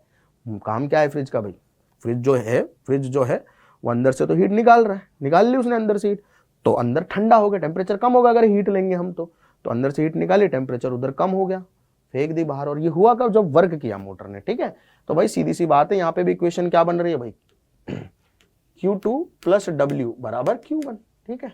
क्लियर है ना, यही आ रहा है, यही आ रहा है ना। अब यहाँ पे हम लोग बेटा कोफिशिएंट ऑफ परफॉर्मेंस की बात करते हैं, जो होता है Q2 अपॉन W, के हीट कितनी ली और डिवाइडेड बाय वर्क कितना किया, तो ये वैल्यू आ जाएगी हमारे पास में Q2 upon Q1 minus Q2, ठीक है, डिवाइडेड बाय, और मतलब इसको अगर दोनों तरफ Q2 का भाग दे दोगे तो 1 अपॉन Q2 माइनस 1 आ जाएगा। बहुत सिंपल फॉर्मूले, कोई बड़ी बात नहीं है, ठीक है, उतनी ज़्यादा इंपॉर्टेंट भी नहीं है। जो इंपॉर्टेंट है वो है सेकंड लॉ ऑफ थर्मोडायनेमिक्स। तो मैं बहुत ज़्यादा बेटा डीप में नहीं जाऊंगा। सेकंड लॉ ऑफ थर्मोडायनेमिक्स को डिफाइन करने के लिए हीट इंजन और रेफ्रिजरेटर का ही सहारा लिया गया। तो दो स्टेटमेंट थी इसमें, केल्विन प्लांक और क्लॉसियस। केल्विन प्लांक ने स्टेटमेंट दी कि no process is possible whose sole result is the absorption of heat from a reservoir and the complete conversion of the heat into work. मतलब ऐसा कोई भी हीट इंजन पॉसिबल नहीं है जो हीट इंजन मतलब हीट ले एक रिजर्वायर से और उसको पूरी को कन्वर्ट कर दे वर्क में। मतलब कि सराउंडिंग को कुछ दे ही नहीं रहा है, मतलब कि सिंक में कुछ नहीं दे रहा है, सिंक में कुछ नहीं दे रहा है, मतलब बस उसने हीट ली और हीट लेते ही काम कर दिया सारी की सारी हीट का, सिंक को कुछ नहीं दिया। ऐसा कभी हीट इंजन बन ही नहीं सकता, केल्विन प्लांक ने कहा था। क्लॉसियस ने स्टेटमेंट दी थी कि no process is possible whose sole result is the transfer of heat from a low temperature reservoir यानी कि colder body to a hotter body. मतलब ऐसा कोई भी हीट इंजन नहीं बन सकता। इसने हीट इंजन के लिए बोला था ये बात, ठीक है ना, इसने हीट इंजन के लिए बोला था। और इसने एक प्रोसेस भी डिफाइन किया था कि ऐसा कोई प्रोसेस बन ही नहीं सकता जिसमें ठंडी बॉडी से हीट ले ली जाए। मतलब कोई भी इंजन है वो अपने आप ही, या कोई भी रेफ्रिजरेटर अपने आप ही वो ठंडी बॉडी से क्या लेगा, हीट लेगा और गर्म बॉडी को दे देगा। अपने आप नहीं हो सकता। सोचो फ्रिज ऐसा करने लग जाए तो हमें इलेक्ट्रिसिटी नहीं चाहिए। अगर फ्रिज बिना वर्क किए, फ्रिज पे अगर इलेक्ट्रिक एनर्जी आ रही है ना उसमें, उसी की वजह से तो फ्रिज की मोटर वर्क कर रही है। बिना वर्क करे हुए अगर अंदर से यानी कि ठंडी जगह से एनर्जी निकल जाए, हीट निकल जाए और सराउंडिंग को दे दें हम, मतलब हाई टेम्परेचर को दे दें, तो फिर हमें इलेक्ट्रिसिटी खर्च नहीं करनी पड़ेगी कभी, ठीक है ना। तो ये दोनों ही चीजें पॉसिबल नहीं है। कि पहला तो हीट इंजन के लिए बता दिया कि ऐसा हीट इंजन बन ही नहीं सकता कि आपने एनर्जी ली और सारी की सारी वर्क में कन्वर्ट कर दी। मतलब सराउंडिंग सिंक को कुछ दिया ही नहीं, सिंक को कुछ दिया ही नहीं। मतलब कि हमने अभी अभी पढ़ा था ना कि जो एफिशिएंसी थी वो थी 1 माइनस Q2 अपॉन Q1, यही आई थी ना। मतलब ये कह रहा है कि Q2 को जीरो कर दो, Q2 को जीरो कर दो। मतलब Q2 को जीरो करने का मतलब ये है कि आपने सिंक को कोई एनर्जी नहीं दी, तो ये पूरी क्वांटिटी जीरो होगी। नीटा 1 आ गया। नीटा 1 का मतलब है 100% एफिशिएंसी। मतलब नीटा की जो भी वैल्यू आएगी ना उसको 100 से मल्टीप्लाई करेंगे तो परसेंटेज में आ जाएगी एफिशिएंसी। अब अगर ईटा की वैल्यू 1 आ रही है, इसको 100 से मल्टीप्लाई करूंगा मतलब 100% एफिशिएंसी हो गई। ऐसा कोई इंजन पॉसिबल है जिसकी 100% एफिशिएंसी हो सकती है, यानी कि जितनी एनर्जी वो ले रहा है उतना ही उसका वर्क कर रहा है? नहीं भाई, लॉस भी तो होते हैं एनर्जी के, है ना। डिवाइसेज ऐसी थोड़ी ना चल जाती हैं, बहुत लॉस होती है डिवाइसेज में, ठीक। अच्छा, ये क्लॉसियस भाई कह रहे हैं कि ऐसा कोई भी प्रोसेस पॉसिबल नहीं है जिसमें आपने ठंडी बॉडी से टेम्परेचर, मतलब ऐसी कोई मशीन ही पॉसिबल नहीं है, ऐसा कोई प्रोसेस पॉसिबल नहीं है जिसमें मशीन मतलब आपने कोल्ड बॉडी से टेम्परेचर निकाला और हॉट बॉडी को दे दिया। पॉसिबल ही नहीं है, नॉट पॉसिबल, नहीं है। और हमें पता है नहीं है। हीट अपने आप सिर्फ और सिर्फ हाई टेम्परेचर से लो टेम्परेचर पे बहेगी। अगर आप उसको फ्लो करवाना चाहते हो तो आपको एक डिवाइस रखनी पड़ेगी, उस डिवाइस को एनर्जी देनी पड़ेगी, उस डिवाइस पे वर्क करना पड़ेगा, वो वर्क ही पॉसिबल कर सकता है इसको, अपने आप तो नहीं होगा, ठीक है ना। ये सेकंड लॉ ऑफ थर्मोडायनेमिक्स की स्टेटमेंट्स थी, सभी बच्चों के लिए याद रखनी है बेटा सभी स्टेटमेंट्स आप सभी लोगों को। लास्ट टॉपिक इस चैप्टर का जिसे हम कहते हैं कार्नोट साइकिल। ये बेटा 4 प्रोसेस से बना हुआ एक रिवर्सिबल, क्या बेटा, एक रिवर्सिबल प्रोसेस है, ठीक है। इसको हम हाईएस्ट एफिशिएंसी इंजन भी कहते हैं, मैक्सिमम एफिशिएंसी वाला इंजन है जिसे हम कार्नोट इंजन कहेंगे। 4 प्रोसेस होते हैं, isothermal expansion, adiabatic expansion, isothermal compression और एडियाबैटिक कंप्रेशन। यानी कि अगर आपको किसी इंजन की एफिशिएंसी बढ़ानी है तो आप इन 4 प्रोसेस के थ्रू साइकिल को कंप्लीट कीजिए, इंजन की एफिशिएंसी बढ़ जाएगी, ऐसा कार्नोट ने बोला। क्या बोला? पहला आइसोथर्मल एक्सपेंशन, फिर एडियाबैटिक एक्सपेंशन, फिर आइसोथर्मल कंप्रेशन, फिर एडियाबैटिक कंप्रेशन। ऑल्दो ये आइडियल, एकदम आइडियल इंजन है। आइडियल का मतलब ये थ्योरेटिकल इंजन है, ठीक है ना, पॉसिबल नहीं, रिवर्सिबल साइकिल, ठीक। चलो, तो मान लो कि हमारा जो हमारे पास गैस है, इनिशियली पहला स्टेप जो है, हमारे पास गैस है, उसको हमने पिस्टन से बंद करके रखा हुआ है, ठीक है ना। कम गैस है हमारे पास, मान लेते हैं अभी थोड़ी कम गैस है, आहा, इतनी हमारे पास गैस है, ठीक है बेटा। अच्छा, P1 इस गैस का भी प्रेशर है, V1 वॉल्यूम है, T1 टेम्परेचर है, ये हमारे पास गैस है, ये काम है, ठीक है ना, क्लियर। अच्छा, अब हमें करना है आइसोथर्मल एक्सपेंशन, इस गैस का आइसोथर्मल एक्सपेंशन करना है, ठीक है। तो हमने गैस ली, ठीक है ना, सुनना ध्यान से, हमारी गैस ये रही अभी, ठीक है, क्या है, P1 V1 T1 है अभी कोऑर्डिनेट। हम इसे एक सिंक पे ले जाके सोर्स पे ले जाके रख देते हैं जिसका नाम है T1। T1 क्या है बेटा, एक रिजर्वायर है, एनर्जी रिजर्वायर। T1 क्या है बेटा, एक सोर्स रिजर्वायर है, ऐसा मान लो, सोर्स है, ठीक है ना, हाई टेम्परेचर सोर्स है, ठीक है, हाई टेम्परेचर सोर्स है, क्योंकि हमें आइसोथर्मल करना है एक्सपेंशन, मतलब हमें जो इसका गैस का एक्सपेंशन करना है वो सेम टेम्परेचर पे करना है जिस पे गैस अभी है ऑलरेडी। तो मैं गैस का जो अपना टेम्परेचर है गैस का वही सोर्स का होना चाहिए ना, तो मैं इसको ले गया, गैस को मैंने रख दिया इसके ऊपर, ठीक है ना, गैस को मैंने रख दिया इसके ऊपर, ठीक है, ठीक है जी सर, बिल्कुल समझ में तो आ रहा थोड़ा थोड़ा। अब गैस जो है वो अभी पहले तो यहाँ तक थी, है ना, अब यहाँ पहुँच गई, मान लो एक्सपेंशन हो गया गैस का, पहले यहाँ तक थी गैस, ठीक है, अभी यहाँ पहुँच गई। कैसे पहुँची, ये रिजर्वायर है, मतलब इससे हीट मिल रही है अपनी गैस को, इससे क्या मिल रही है बेटा, हीट मिल रही है गैस को। अरे क्या मिल रही है मेरे भाई, हीट मिल रही है गैस को, एनर्जी मिल रही है इससे, ठीक है ना, ठीक है ना, ठीक है, ठीक है। T1 टेम्परेचर पे गैस वर्क करती जा रही है और गैस को हीट मिलती जा रही है, मान लेता हूँ Q1 हीट मिली गैस को, कितनी हीट मिली, Q1 हीट मिली गैस को, ठीक है। अच्छा, बात तो सही है। अभी गैस के कोऑर्डिनेट हो गए होंगे, मान लो प्रेशर हो गया P2, वॉल्यूम हो गया V2, वॉल्यूम चेंज हुआ है, प्रेशर चेंज हुआ है, टेम्परेचर चेंज नहीं हुआ, टेम्परेचर T1 ही रहा है अभी भी, टेम्परेचर अभी भी T1 ही रहा है गैस का। हाँ सही बात है सर, ठीक है सर, समझ गए। अच्छा, इस प्रोसेस में वर्क कितना किया है बेटा, आइसोथर्मल प्रोसेस का वर्क होता है nRT, टी का मतलब टेम्परेचर, जिस टेम्परेचर पे गैस एक्सपेंड हो रही है, that is T1 ln final volume upon initial volume, ये है बेटा आइसोथर्मल प्रोसेस में वर्क। तो ये वर्क डन आ गया पहले प्रोसेस में, ठीक है ना, W1 बोल देते हैं इसे। अब दूसरा क्या करना है, एडियाबैटिक एक्सपेंशन। अब इसे हम एक ऐसी, इस पूरे सिलेंडर को, अब सिलेंडर के बारे में भी खास बात बता देता हूं, जो सिलेंडर बना हुआ है ना, ये सिलेंडर, ये एडियाबैटिक वॉल से बना हुआ है। एडियाबैटिक वॉल का मतलब क्या होता है बेटा, एडियाबैटिक वॉल का मतलब होता है कि यहां से हीट जा नहीं सकती और आ भी नहीं सकती, ठीक है ना, ये भी एडियाबैटिक है, ये भी एडियाबैटिक है, बस ये कंडक्टिंग है, ये वाला पार्ट, क्योंकि यहां से हमें हीट ट्रांसफर करनी है ना, दिस इज कंडक्टिंग वॉल, यहां से हीट ट्रांसफर हो सकती है, दिस इज कंडक्टिंग वॉल, यहां से हीट ट्रांसफर हो सकती है, this is conducting wall, simple एकदम, ठीक है। अच्छा जी, ये बात तो है सर, थोड़ा थोड़ा तो समझ में आया है। चलो जी आगे चलते हैं, पहला प्रोसेस हो गया, वर्क डन निकाल लिया। अच्छा, ये याद रखना, P1 V1 T1 से P2 V2 T1 हुआ है। अब हम इसे ले जाते हैं और रख देते हैं एडियाबैटिक एक्सपेंशन करने के लिए। यहां पहुंची हुई है गैस, ठीक है, अभी एडियाबैटिक एक्सपेंशन करना है मतलब कहीं से भी हीट जानी नहीं चाहिए, यहां से तो जाएगी नहीं भाई, यहां से और यहां से तो जाएगी नहीं हीट, हमें बस यहां से जाने से रोकना है। तो हम इसे स्टैंड पर रख दिया, किस पे रख दिया, इंसुलेटिंग स्टैंड पे रख दिया, इंसुलेटिंग स्टैंड पे रख दिया गैस को, ठीक है। अब इसको होने देते हैं एडियाबैटिक एक्सपेंड, एडियाबैटिक एक्सपेंड होने देते हैं गैस को, एडियाबैटिक एक्सपेंशन होगा गैस का, ठीक है ना।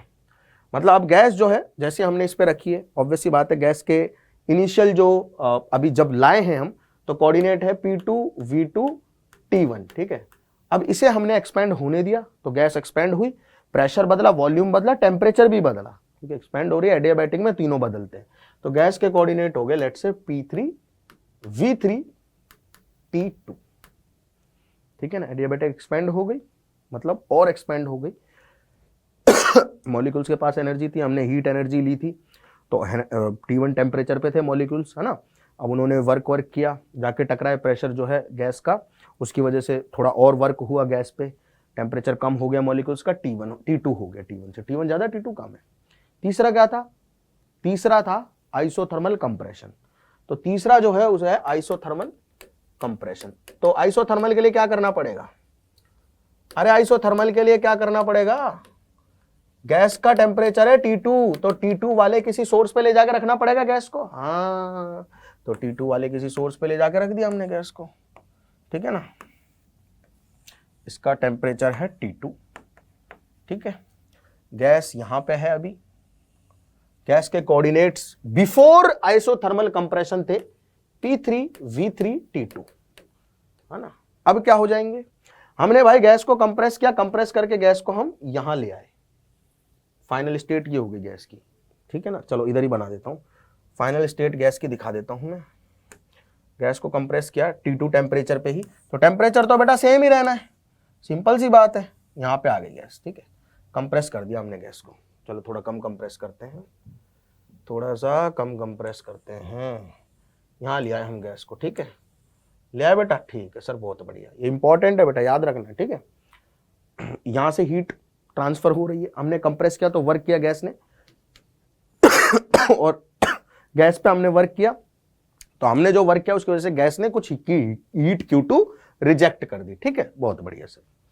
अच्छा, टेम्परेचर T2 ही रहा गैस का टेम्परेचर, क्योंकि T2 ही रखना, आइसोथर्मल कंप्रेशन है तो आइसोथर्मल ही रखना है प्रोसेस को, मतलब कि टेम्परेचर उसका चेंज नहीं होना चाहिए, ठीक। तो प्रेशर हो गया मान लो इस कंडीशन में P4, वॉल्यूम हो गया V4 और टेम्परेचर T2 ही रहा। अब फाइनल जो स्ट्रोक है जिसे हम कह रहे हैं एडियाबैटिक कंप्रेशन, अब गैस का होगा एडियाबैटिक कंप्रेशन। उस प्रोसेस में हमें इसको वापस इनिशियल स्टेट में ले जाना है। किस में ले जाना है? इनिशियल स्टेट में ले जाना है। तो उसके लिए हमें इसे एडियाबैटिक बनाने के लिए ऑब्वियस सी बात है, सबसे पहले इंसुलेटिंग स्टैंड पे रखना पड़ेगा। सबसे पहले तो इंसुलेटिंग स्टैंड पे रखना पड़ेगा, ठीक है सर, बात तो सही कह रहे हो। अब मुझे करना पड़ेगा एडियाबैटिक कंप्रेशन गैस का, मतलब ये गैस आइसोथर्मल कंप्रेशन के बाद मान लो यहां आई है, अभी मुझे इसे और कंप्रेस करना है और इसे इनिशियल स्टेट में लाना है। अभी इसके कोऑर्डिनेट है P4 V4 T2, आइसोथर्मल पे ये थे इसके कोऑर्डिनेट। जैसे हम इसे एडियाबैटिक कंप्रेस कर देंगे, ये इनिशियल स्टेट में आ गई है, यानी कि P1 V1 T1 में आ चुकी है, ठीक है ना। क्लियर है यहां तक की बात? अच्छा, ये 4 स्ट्रोक थे, अब चारों में वर्क लिख लेते हैं, मैंने बाकी में वर्क लिखा नहीं है। जो एडियाबैटिक एक्सपेंशन था उसमें कोऑर्डिनेट ये यहां से यहां चेंज हुए हैं, तो वर्क डन जो होगा वो होगा बेटा अपने पास में क्या होगा? अरे क्या होगा? फाइनल P3 V3, ठीक है, या सीधा सीधा ऐसे लिख दो, NR से लिख लो, कोई दिक्कत ही नहीं है। NR final temperature minus initial temperature divided by 1 minus gamma, यही होगा, ठीक है ना।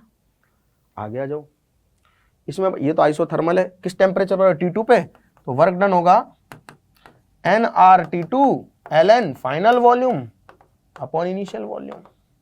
यहां से आया ना तो V4/V3 आ गया। चलो भाई उस पे आ जाओ, एडियाबैटिक कंप्रेशन पे, W4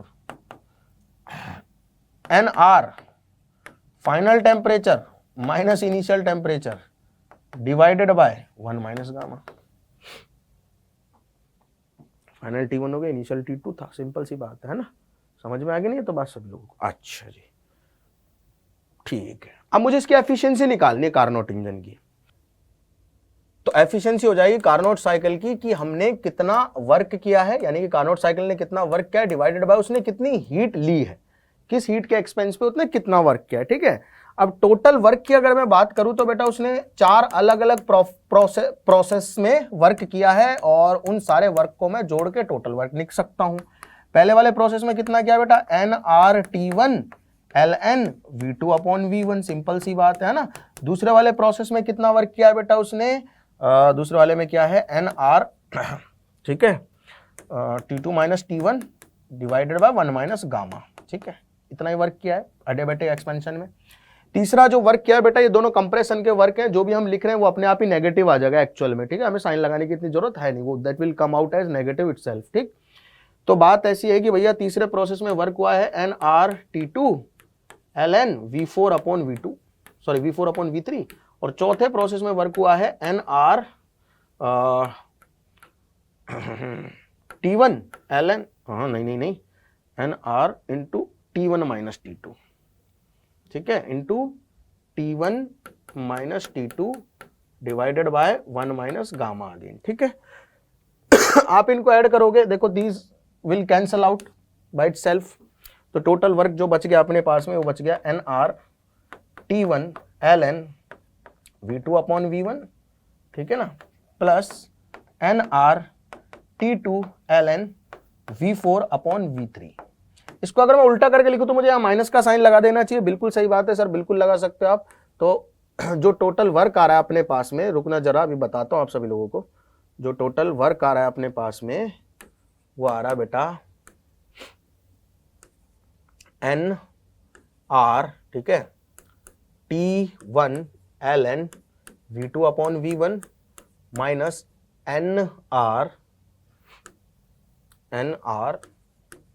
T2 ln V3 upon V4, ठीक है। इसको उल्टा कर दिया, यहाँ पे माइनस लगा दिया, वर्क आया अभी सिर्फ, ठीक है ना। अच्छा यार सुनना जरा ध्यान से कि हमें पता है कि एडियाबैटिक प्रोसेस में, फॉर एडियाबैटिक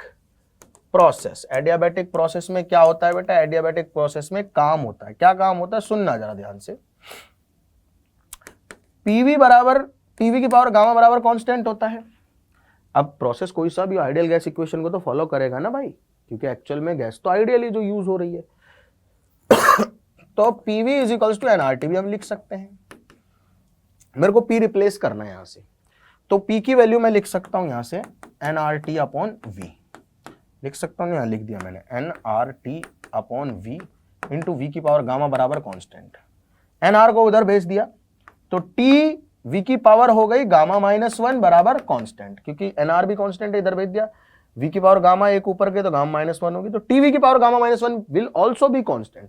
मतलब यह है कि टी वी की पावर गामा बराबर कांस्टेंट। अब मेरे को ना जो एडियाबैटिक प्रोसेस है उनमें टी वी की पावर गामा कांस्टेंट करनी है। अब एडियाबैटिक प्रोसेस कौन कौन से देख लो ध्यान से। पहला एडियाबैटिक प्रोसेस ये रहा जिसमें एक्सपेंड कर रही है गैस, तो इसमें टेम्परेचर कितना है, T1 है पहले, तो T1 V2 की पावर गामा माइनस 1 बराबर हो जाएगा T2 V3 की पावर गामा माइनस 1। तो मैं यहां से ना T1 अपॉन T2 की वैल्यू निकाल रहा हूं। T1 अपॉन T2 की वैल्यू हो जाएगी V3 अपॉन V2 की पावर गामा माइनस 1 के बराबर, ठीक है। T1 अपॉन T2 की वैल्यू निकालिए, V3 अपॉन V1 की पावर गामा माइनस 1। इसको T2 को इधर ले, V2 को इधर ले भेज दो, ठीक है। तो T1 अपॉन T2 की वैल्यू आएगी किसके बराबर, V3 अपॉन V2 के बराबर। एक और हमारे पास में एडियाबैटिक कंप्रेशन है, इसमें भी मैं सेम चीज लगा सकता हूं। ये इनिशियल कोऑर्डिनेट थे, वो फाइनल कोऑर्डिनेट थे, तो मैं लिख सकता हूं कि T2 V4 की पावर गामा माइनस 1 बराबर होगा T1 V1 की पावर गामा माइनस 1। तो यहां पे आप बेटा T1 अपॉन T2 की वैल्यू यहां से, इस T2 को इधर ले जाओ, इसको इधर ले आओ, V4 अपॉन V1 की पावर गामा माइनस 1 के बराबर आ गई, ठीक है, क्लियर है। तो T1 अपॉन T2 की दो वैल्यू, एक तो V4 अपॉन V1 की पावर गामा माइनस 1 है, और एक है V2 upon V3 upon V2 की पावर गामा माइनस 1, ठीक है। तो V3 अपॉन V2 की पावर गामा माइनस 1 बराबर है किसके, T1 बाई T2 के, and again T1 by T2 के ही बराबर है V4 बाय V1, है ना, V3 बाई V2 है और V4 बाई V1 है। T1 अपॉन T2 केवल V4 बाई V1 है, ठीक है, और यहाँ पे V3 बाई V2 है, तो 3 बाई 2 बराबर 4 बाई 1, ठीक है। ये बराबर हो जाएगा ना, अरे T1 बाई T2 मेरे भाई।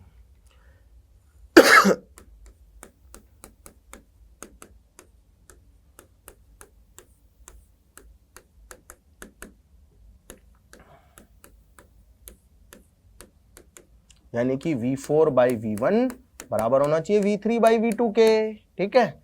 यानी कि ऐसा लिख सकते हैं हम, V2 बाई V1 बराबर होगा V3 अपॉन V4 के, ठीक है ना। V2 बाई V1 बराबर होगा V3 अपॉन V4 के, है ना। ये भी बात सत्य है बिल्कुल, हाँ सर बात तो सही कह रहे हो। तो मतलब V2 बाई V1 बराबर है V3 बाई V4 के, ठीक है सर, है ना। यानी कि हमने जो अभी फॉर्मूला लिखा है वर्क का, देख लो ध्यान से, इसमें मैं V2 बाई V1, अच्छा यही लिखा है ना, ये रहा, यही तो लिखा है, कैंसल आउट कर पूरा आगे, हाँ ये रहा। V3/V4 की जगह V2/V1 भी मैं लिख सकता हूँ, लिख सकता हूँ ना, लिख सकता हूँ भाई, कोई गलत बात तो नहीं टोटल वर्क में, है ना। इसको भी मैं V2/V1 ही लिख सकता हूँ, ठीक है। तो सारा काम जो है कॉमन आ जाएगा, NR कॉमन आ जाएगा, ln V2/V1 कॉमन आ जाएगा, क्योंकि मैं इसको V2/V1 लिखने वाला हूँ अभी आगे, ठीक है। तो मैंने लिखा इसको कि जो टोटल वर्क आ रहा है वो आ रहा है nRT1 ln V2/V1 minus nRT2 minus nRT2 ln V3/V4 है, उसको मैं ऑलरेडी V2/V1 लिख रहा हूं, ठीक है, V2/V1 लिख रहा हूं। तो वर्क डन आ गया टोटल nR ln V2/V1 और ब्रैकेट में बच गया T1 माइनस T2। तो ये तो वर्क डन आ गया। अब हमें हीट जो ली है वो भी तो लिखने, क्योंकि इन दोनों का रेशियो ही तो आएगा टोटल जो एफिशिएंसी आएगी कार्नोट साइकिल की, कार्नोट इंजन की। तो हीट उसने ली थी पहले प्रोसेस में, याद करो, आइसोथर्मल एक्सपेंशन में, आइसोथर्मल एक्सपेंशन में ली थी भाई उसने पहले प्रोसेस में, है ना। अब आइसोथर्मल में जो बेटा हीट लेते वही तो वर्क के बराबर होती है, क्योंकि आइसोथर्मल में इंटरनल एनर्जी तो चेंज होती ही नहीं है। होती है क्या आइसोथर्मल में इंटरनल एनर्जी चेंज? नहीं होती, इंटरनल एनर्जी सेम रहती है, क्योंकि टेम्परेचर चेंज नहीं होता आइसोथर्मल में, है ना। और इंटरनल एनर्जी सिर्फ तभी चेंज होती है जब क्या चेंज हो? टेम्परेचर चेंज हो। तो पहले वाले में उसने हीट ली थी Q1, तो Q1 की वैल्यू जो है बेटा, जो उसने काम किया है आइसोथर्मल प्रोसेस में, उसी के बराबर है, क्योंकि डेल्टा U 0 है। तो काम कितना क्या है? nRT1 ln V2/V1। कितना काम क्या है? nRT1 ln V2/V1, है ना। तो यहां लिख देते हैं nRT1 ln V2/V1, ठीक है।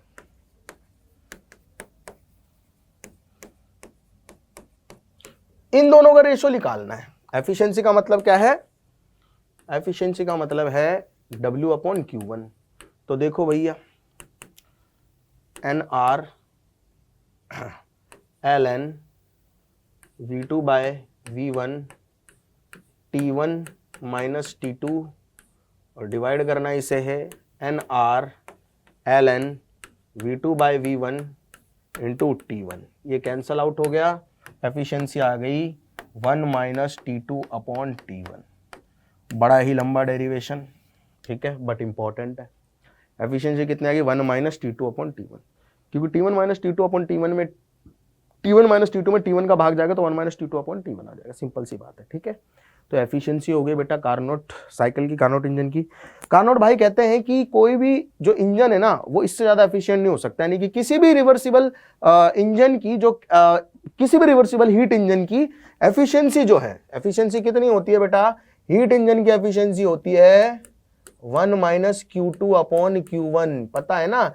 It can never be greater than 1 minus, it can never